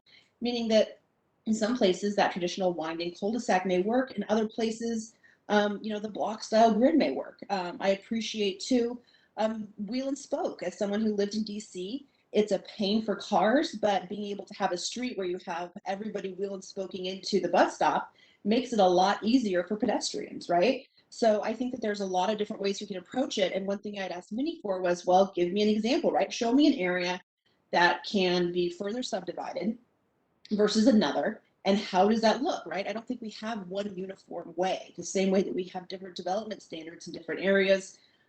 I think how we're going to be able to do the subplats is also going to be very different. So how do we almost make an addendum to our design with this design? Does that make sense? I just use the word design twice, but and the final one is infill. I would say yes to the city staff about infill. We know where we want to put our density. We know that we have a limited amount of land to use. So let's start using the code to be able to target where we want that building to be. Thanks very much, everybody. Thank you, Commissioner Lewis. And now we will go to Commissioner Milligan. Thank you, Commissioner Milligan here. Okay, I said I wasn't going to say anything because I didn't have enough information in the packet. I was just being snippy with this lively conversation with my fellow commissioners. I am emboldened to provide some feedback, but it's going to be a little underwhelming. I agree with my commissioners about number 1 and number 2, that I didn't feel convinced by the packet, and I still didn't feel convinced by the presentation of why we should go from 4 to 9. And I, even if other cities did this, why would we? And I think that it's important for us to get the background on that. Earlier, a member of the public said that we should focus our attention on what's good for the residents, what's good for the city. And that's the kind of justification I'd like to see. We did hear from a member of the public of why this is good for developers, but we're making these decisions for our city and for our residents, the people who live here. And I'd like to know why it's a good decision for them and why it's a good decision for the city administratively, cost, being a more reliable permit provider. Whatever those justifications are, I'd love to hear them. But as of tonight, I'm not convinced that we should change either of those processes in number 1 and 2 as suggested. Number 3, I do have a strong opinion about when we have the opportunity to enhance connectivity for non-motorized means, which I think is a little less intrusive than doing it for cars, which create a big bunch of concrete infrastructure. I think we should try to do it. I don't mind a cul-de-sac. I think those are safe because of cars, but we'd like to have connectivity between neighbors for mobility, the ability to get to and from town, and also to connect neighbors to one another. I agree with Commissioner Lewis that I think that our development agreements in the urban villages provide fantastic examples of how this can be done. And even in the Central Issaquah plan with through block passage requirements at certain intervals. And then the final one, talking about especially infill, I would like to express an opinion that I hold dear and that I think is not uncommon in the city of Issaquah, that we designed the Central Issaquah plan to take on our infill, and that's where it would be. We have shown in our building capacity reports, we have plenty of capacity in Central Issaquah for the growth we have slated for decades to come. So when we talk about infill, I'm saying I'm all for it in Central Issaquah. I want to be careful to uphold I promise is not quite the right word, but throughout all the Central Issaquah plan development where we added a lot of density in the middle of our town, we said, because your neighborhoods, we want to preserve the neighborhoods in our community. And so I'm talking directly about single family zoning. I think that the infill can go in our urban areas, Central Issaquah. So that's the feedback I have on that section of Title 18. Thank you all for your inspiration. Great comments so far. We have another comment from Commissioner Zaragoza. Thank you, Commissioner Zaragoza.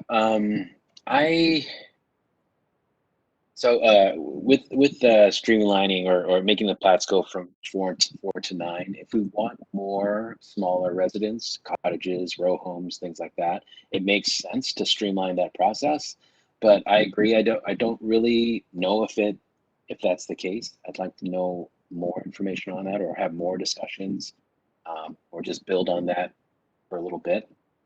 As far as the connected streets and infill, I feel like they're very similar. For me, they're connected. So connected streets are great, but it's also not one or the other. It's not either cul-de-sacs or long, giant boulevards. We can have flow that can go from neighborhood to neighborhood. Commissioner Milligan recommended having not necessarily roads that connect these neighborhoods, but sidewalks, paths, from cul-de-sac to cul-de-sac, I think is super important. But one thing about connected streets and infill creates small neighborhoods, microclimates. We wouldn't end up with these kind of megalithic Issaquah Highlands neighborhoods, which I lived in for a long, long time. These larger neighborhoods, they become, the identity is very strong. And actually, for me, it always competed with my identity as a person of Issaquah. I was from Issaquah Highlands. Other people are from Issaquah. I like being in smaller neighborhoods and feeling like, yes, I'm part of this microclimate, this neighborhood here, but I'm also still very much a part of Issaquah. So I think it's important to nurture both. And infill creates microclimates, and connected streets, not foot traffic connected streets, also creates those nice microclimates. So I think it's important to kind of consider those as maybe as one thing, or of course part of a larger concept. Thanks. It's so great coming here because I learned so much from my colleagues, and to hear different perspectives, it really is building upon and building upon. So I really appreciate all these wonderful comments, and they're going to keep coming because right now we have Commissioner Lewis who has a question. Thank you, Chairperson Voice. I'm curious if Minnie and Kristen want to comment. Basically, are we able to basically create an area where we have necessarily maybe incentives, right? Where like if you're building in Central Issaquah, then you are able to do 9 versus the 4, right? And subvert some administrative time and costs. Are we legally able to say this is exactly the area we're able to do it? Because I think what I'm hearing is that we're asking, like, does this actually create density, and does it actually put it where we want it, right? Rather than having this kind of blanket move to the 9, right? Are we able to do that? Is that a thing? Kind of? I can answer that. This is Minnie. Sure, I mean, you can do that. I think you again have to balance, are we making code more complicated than, one of the, so that's where the competing issues come into play. It's not that you can't do it now. You can build more than 9 homes if the zoning allows it. So the zoning would be the tool to say how you want to shape and how many lots you want to, what's minimum lot sizes you want or not want, or clustering of homes and those kind of things. Those discussions will occur with other topics. This is really process. Anyone can, if a 9-lot plat is allowed, or a 4-lot plat is allowed, it's you can do it. It's just how much process we want to build into a 9-lot subdivision. But what I heard from majority of you, I think, is you need more information. So I think what we can do on those 2 topics at least is give you some pros and cons. If you have 4-lot short plat or a 9-lot short plat, what are some benefits and advantages of that? You know, if it is speedier process and it leads to less, more affordable homes, that's one outcome. If it is more predictable outcome from that, it doesn't mean we're going to cut off the community feedback or input from it, but it also means streamlining some of the processes. What is the value added for this additional process? So we can produce some pros and cons for those 2 options for you all to weigh in. I think that'll be a better way. And how many short plats does Issaquah actually has done? I don't know. It may be pretty minimal. Less than 4 lots may not be the norm here at all. So yeah, Yeah, so I see Lucy saying, yeah, it's a much more than that. So we may be having a debate over something that we don't see it happening a whole lot more, um, too. So I don't know if, does that answer your question, Commissioner Lewis? Yeah, thank you, Minnie. I think that what it really is that when we readdress this, what I'd like to see is us being able to say kind of how does taking out those additional both take by streamlining the process, right? By ones right now, by going over the 4, you then jump into this other category of administrative hurdles that have more costs and more time associated with it, both from the developer and on staff, right? And so by changing it from the 4 to the 9, what I'm wondering is are we able to do it in a succinct area, right? Like Central Issaquah. If we do change it, are we actually getting the increase in density where we want it? Or again, are we doing this on forest hillsides, right? Like where are we actually being able to direct it?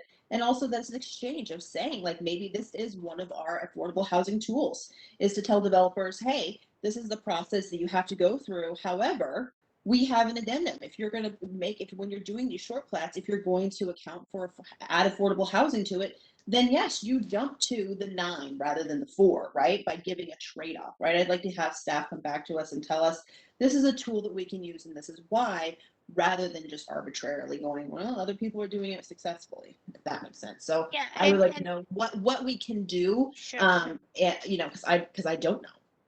Sure. And we can use, consider some other tools. For instance, just thinking and listening to all of you, one of the goals is to increase diversity of housing types and choices. So maybe, I think one of you said about cottage homes or smaller homes, maybe it's tied in with that in order to increase the housing diversity, so it's not all big, larger homes, if you build 9 smaller homes, it's a speedier process. There may be other nuanced things we can kind of look at as well. But what I want to make sure too is that when we say, hey, we are being able to use this tool to address that missing middle in our housing component, that we are able to guide it in a way that we're getting it right. Because ultimately, what you want is to be able to have home ownership, be able to add wealth to those who have been traditionally shut out of the system, right? We want to be able, it's the most traditional way for people to build wealth in the community is to be able to own their own home. And so if we're saying that we're going to use this resource to be able to get the kind of housing that we haven't gotten, right? Then we need to actually have a direct plan to say, this is how we're going to get it from developers and this is why, rather than I'm going to be, even though I'm putting in a short plat, all these homes are stuck so close together, but because of how I'm building them, they're still going to be out of the price range that we are going to have the live work balance, right? I need to see more of a plan laid out to have that connect through, if that makes sense, so that we can actually create that missing middle with this tool. Thank you. Yeah, I'll just say for me, Commissioner Voice here is I think part of the reason I'm thinking number one, it should go up is not necessarily because of other cities doing it, but kind of like what Director Dolly was saying, it's really more of a zoning thing. You can build a subdivision anywhere. This is more of like processing, right? And again, it just shows that Issaquah is less competitive than all of its neighbors. And again, it's just another reason why it's my understanding from people that I work with, it's just not a place people really want to develop property yet. And that's kind of, again, all of us come from our own backgrounds and perspectives, but I talk to people all the time, and this is not places where people are very interested in. And again, we want more different types of varied housing. We want affordable housing. And again, something has to give in order to make it, whether it's a more streamlined process, whether it's just easier to work here. And again, it seems like Issaquah continues to fall on the side of being just a difficult place. And again, that's not me saying it. That's the people with the dollars and who actually build these things. And again, it's not to give them free reign or roughshod over our city. I don't think that at all. But these areas are more process questions where again, it's they can subdivide anything as long as the zoning's there. This is just to give us some tools to make us a little bit more competitive and more in line with some of our neighbors. So anyway, that's my type of thinking. Always love to hear from our commission. Always love to have these go back and forth because again, I learn a tremendous amount. And I just want to keep this discussion open. If anybody has any more comments or questions, let it simmer out there for a second or two, and then we will move along. And we have a question from Commissioner Lewis. Commissioner Joy Lewis, that was actually what you're reading was my previous question. However, I am curious if Minnie's going to continue on with the packet and go through, and we'll be having another discussion on timeline and things like that. I think that we've conquered this part, but I'm guessing that we had a little bit more in our packet going through with updates to the to our schedule and whatnot that we can talk about.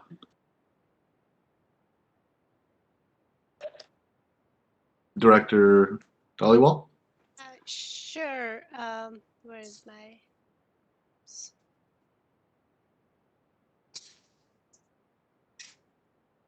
Let me share my screen again and see if I can pull up the schedule.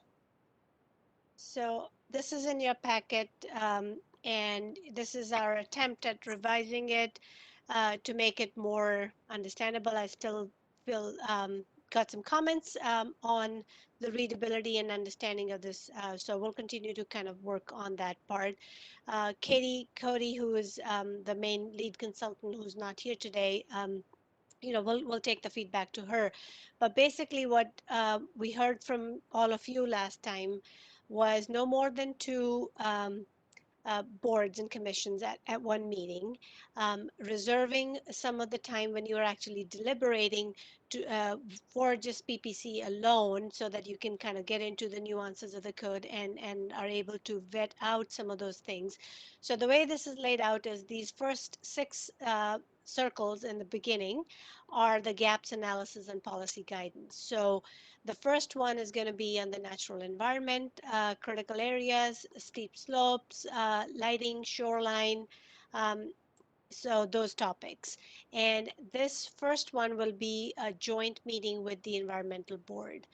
The second one, we're going to try and tackle the gaps analysis for community space standards, green necklace, open space standards, landscaping, and trees. And that meeting will be with a joint meeting with the Parks Board. Then the next three meetings are going to be on zoning and uses, parking, circulation, building design, neighborhood specific standards, and such. And then the third one, the fifth one, is on affordable housing, kind of a leftover pieces of the zoning and development standards that don't fall into those two larger categories, which is the affordable housing, transfer of development rights, archaeology, other miscellaneous things, urban design, and such. So that takes us to the last meeting on the gaps analysis, which will be on the procedures and administration. So general processes, what procedures we want to have in our land use code, SEPA policies, wireless communication facilities, concurrency standards, and possibly the definition section. So that will be the six series of meetings, some with joint meetings, the last one just by PPC itself, on the gaps analysis. Then after all of that is done, we will as we start tackling each one of them, we'll be starting the drafting the code language piece. So the next six series of meetings are again with the same policy board, the same two boards at a time meetings, and we'll be presenting a first draft with the actual code language. And this is where we really want to hear from the public too. Obviously we want to hear from them over here, but it'll be an opportunity for the formal public hearings on each of those six larger groupings. But there'll be substantive comments because they'll be actually written in code language. And then the last series are going to be after you've heard from the public for the first draft, and you've had a chance to review it. In the last of these six series of meetings, you'll be deliberating on those topics. And after your deliberation, we will cull all the pieces together as one big, huge Title 18 code, and then we'll hold a second public hearing on that entire cumulative topic. But throughout this process is what the public engagement piece is going to continue. And that's the sub-consultant to Katie BDS.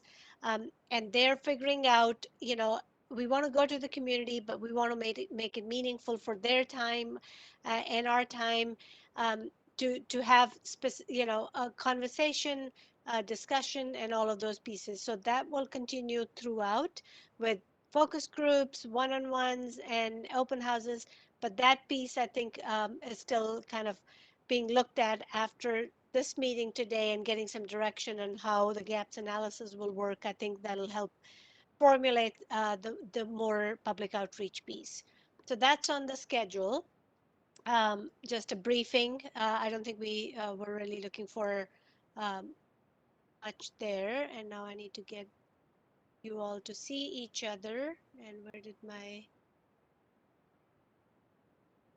go? Sorry about that. I'm trying to not minimize, but exit out of my share. Are you able to oh, there it is. I'm not, but Stop if you, sharing. there you go. It disappeared on the top of my computer. It was flying away. So that's sort of the schedule piece. And then what we also want to talk to you about is we had discussed doing a site visit at the last meeting. We want to pick a sample of 4 or 5 projects that we want to actually take you out and show, here's what was allowed, here's what the zoning was, here's what the standards are.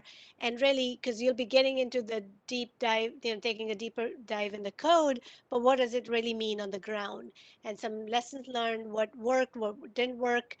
So I think we're looking at July 15th. So more information to follow in terms of the logistics of which those places we want to check out, have a conversation about. Um, and but timing would be in the evening, I think is what we heard. So possibly 4:30 to 6:30 or 5 to 7 or something like that. And if you can mark your calendars for July 15th, and if you have a conflict, let Kristen know. Uh, do you have any other things on the schedule, Kristen, to share with them?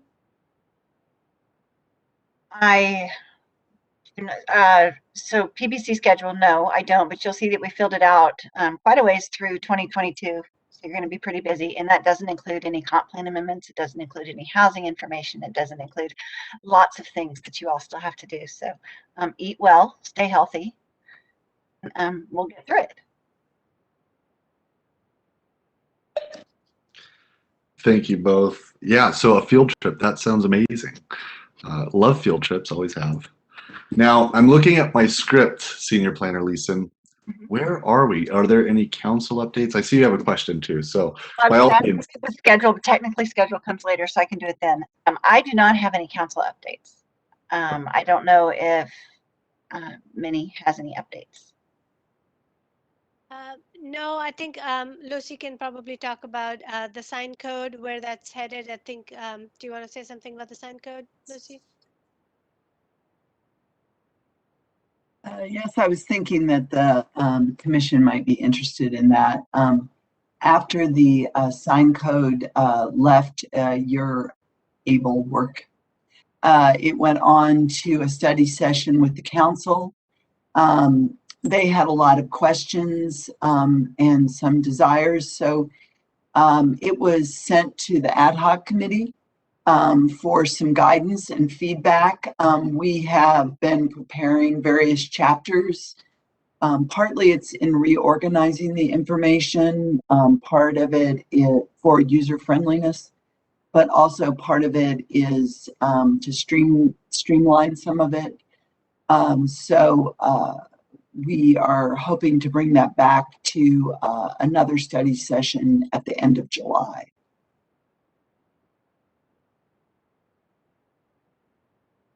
Thank you.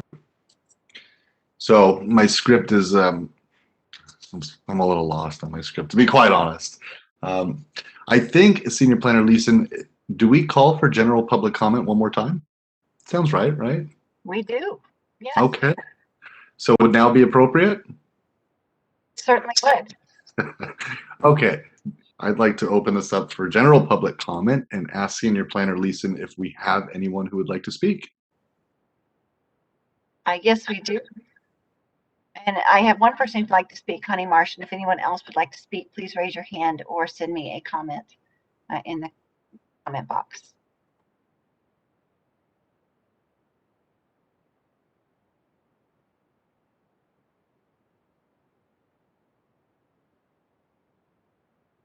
It's me again. It's me again. So hopes and dreams for this meeting.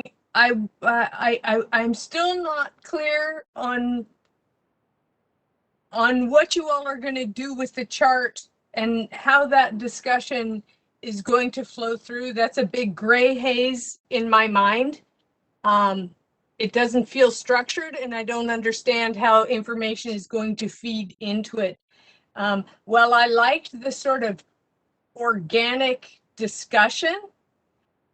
It does seem like if you're going to be having the same type of a thing with another committee too, it needs more structure so that everybody gets a chance to say and the conclusions can come out and everybody knows what they're talking about, which sounds really hard in a 2-hour meeting on very technical subjects.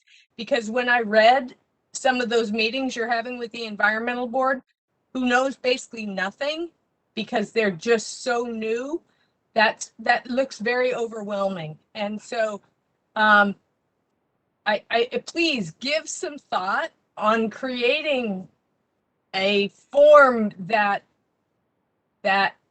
gets people educated earlier and allows for more of the great discussion and back and forth, which is where I think the progress is really made.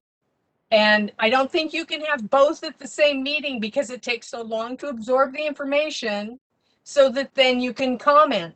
So I don't see how you can have one meeting with another board and expect effective results. I just don't see. I think it will make people want to cry who are trying to do their best. It's just too hard. So I can't see success. Now, if you can pre-educate everybody before you have the meeting in some method, you might be able to do it. Otherwise, I think you have to have 2 meetings because nobody likes to get the information, then to have to come to a conclusion without having another meeting to actually have your questions answered, right? Just like tonight's meeting. How many questions were there that you're going to have to come back and you can't. But in your chart, you're expecting people to be able to do that in those meetings. And I don't think that's fair to the community. So I know I am the Debbie Downer of the group, right? But I have watched this happen for 25 years and we need a new code. We need it to be great. And we need the community's input to get something that the community understands and supports. And I can't see it working given what you provided today. But I thought you guys were awesome. Great conversation. I appreciate you all trying to think on your feet as best you can. And Joy, man, you do your research. I love that. Bye.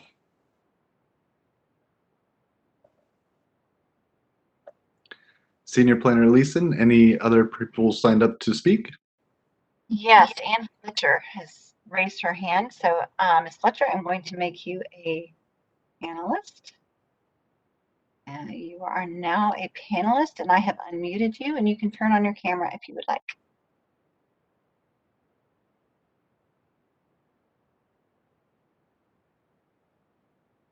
Okay, I think that worked. Can you hear me? Yes. Oh, great. No, I won't take much time, but I have been hanging in there through the whole discussion.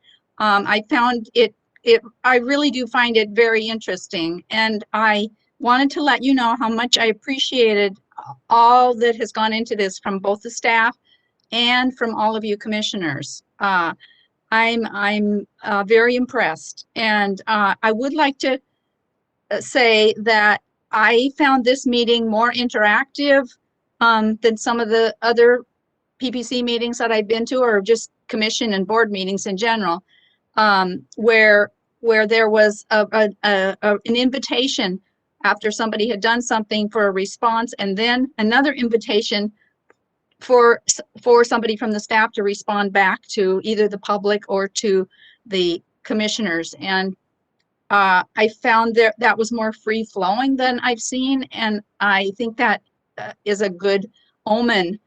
If we can continue that in this process, I think we will get there. I'm very hopeful that this is what we need to get a good Title 18. So I just wanted to point out that I noticed that. I hung in there with you, and I'm with you all the way. And thank you very much.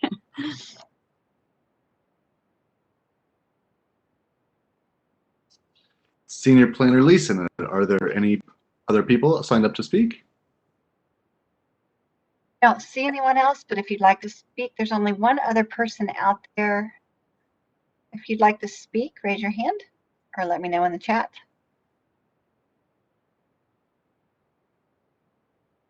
No, no one else is raising their hand to speak. Well, I know I'm only acting chair, but I do want to say thank you to everybody who made public comment tonight. It is deeply valued. I know sometimes we don't show emotion because, again, we're a little bit of the jury, so sometimes it's presented as evidence. But I think, like I said, I know we all internalize it, so it's important to hear from the public, and we do appreciate you guys staying with us throughout the meeting. I think we're getting towards the end. So right now, I believe the obligation I have is to ask Senior Planner Leeson again if we have any other business or announcements. No, I just wanted to, this is Kristen Leeson, Senior Planner. Apologize, I keep forgetting to say that. I just wanted to note, we realized in order to make it through, from what we can tell, on our schedule, we needed to add a meeting. So I just wanted to make sure December 2nd would not typically be on your calendars. So I wanted to make sure that I left it highlighted, but be sure to put that one on your calendars because we will be meeting on a non-regular date then. Is that still a Thursday? It's just the first Thursday. Okay. Yes, it's the first Thursday. Excellent. Okay, well, I think we're towards the end. So does anybody else want to say anything? Does anybody else want to speak for the good of the order? Well, then I will just, Joy, is that a hand? Is that a hand I see? Please. Thank you, Commissioner Joy Lewis. I do have something a little bit strange that came across in the last couple of weeks that I wanted to put to staff and see if I'm far off base. And I want to give Matt the opportunity to completely make fun of me and be like, this is not a thing. But I was reading in WAPO about Fulton versus the city of Philadelphia and the recent Supreme Court decision. And I couldn't help but think about all the little places in our code where we say, and the executive director will decide. Oh, and that goes to the executive director. And I basically have this question of our staff and of our legal counsel to say, based on this recent decision, are we in a little bit of hot water, right? So I'm curious too to be able to have a review, right? We're looking right now at Title 18 in all these different buckets, but what I'm curious to see is how many times in the code do we have defer to the executive director, right? Like in parks, for instance. Executive director has the discretion to decide this, right? We had a comment tonight from Ken who made a really good point about, hey, is there a safety valve? Is there a way to be able to kind of not get bogged down into the administrative process? But my mind actually was kind of at a different place, is to say, if we are constantly giving this kind of out of having an executive director be able to decide, are we then opening ourselves up to litigation?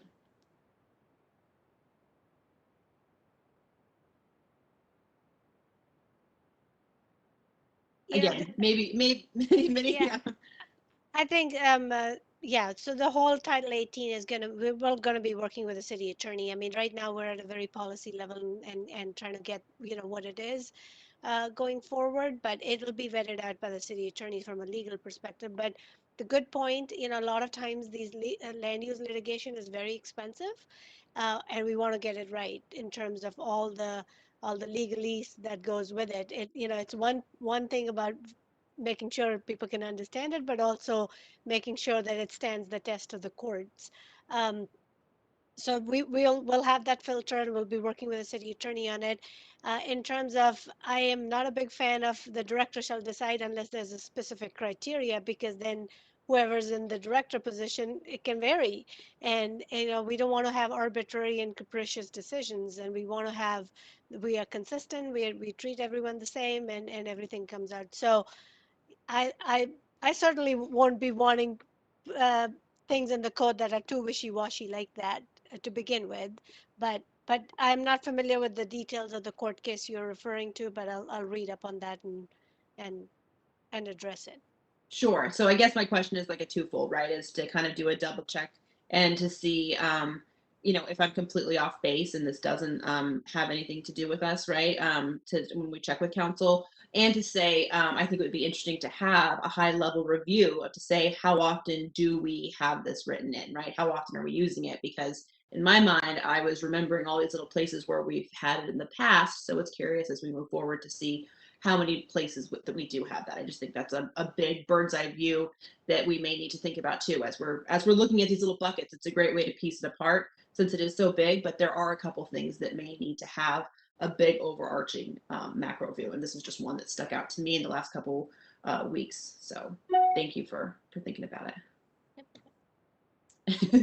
Please, Matt, go tear me down. Yeah, I'll obviously defer to counsel who thinks about these things, but it shouldn't have any impact. The First Amendment cases trigger something called strict scrutiny, which is where the city got in trouble for the vast majority of delegation of those kinds of administrative things. I think Minnie hit it on the head. It's an arbitrary and capricious standard, which is significantly less onerous than strict scrutiny, which basically says if the government can do it any other way, they have to do it. And particularly when you get into things like free speech and religion, that's where the court really has a hammer ready to come down. But on routine things, generally speaking, a court's not going to want to wade into how a municipality delegates certain administrative functions within itself. So I'd be shocked if counsel comes back and says we have to worry about this one.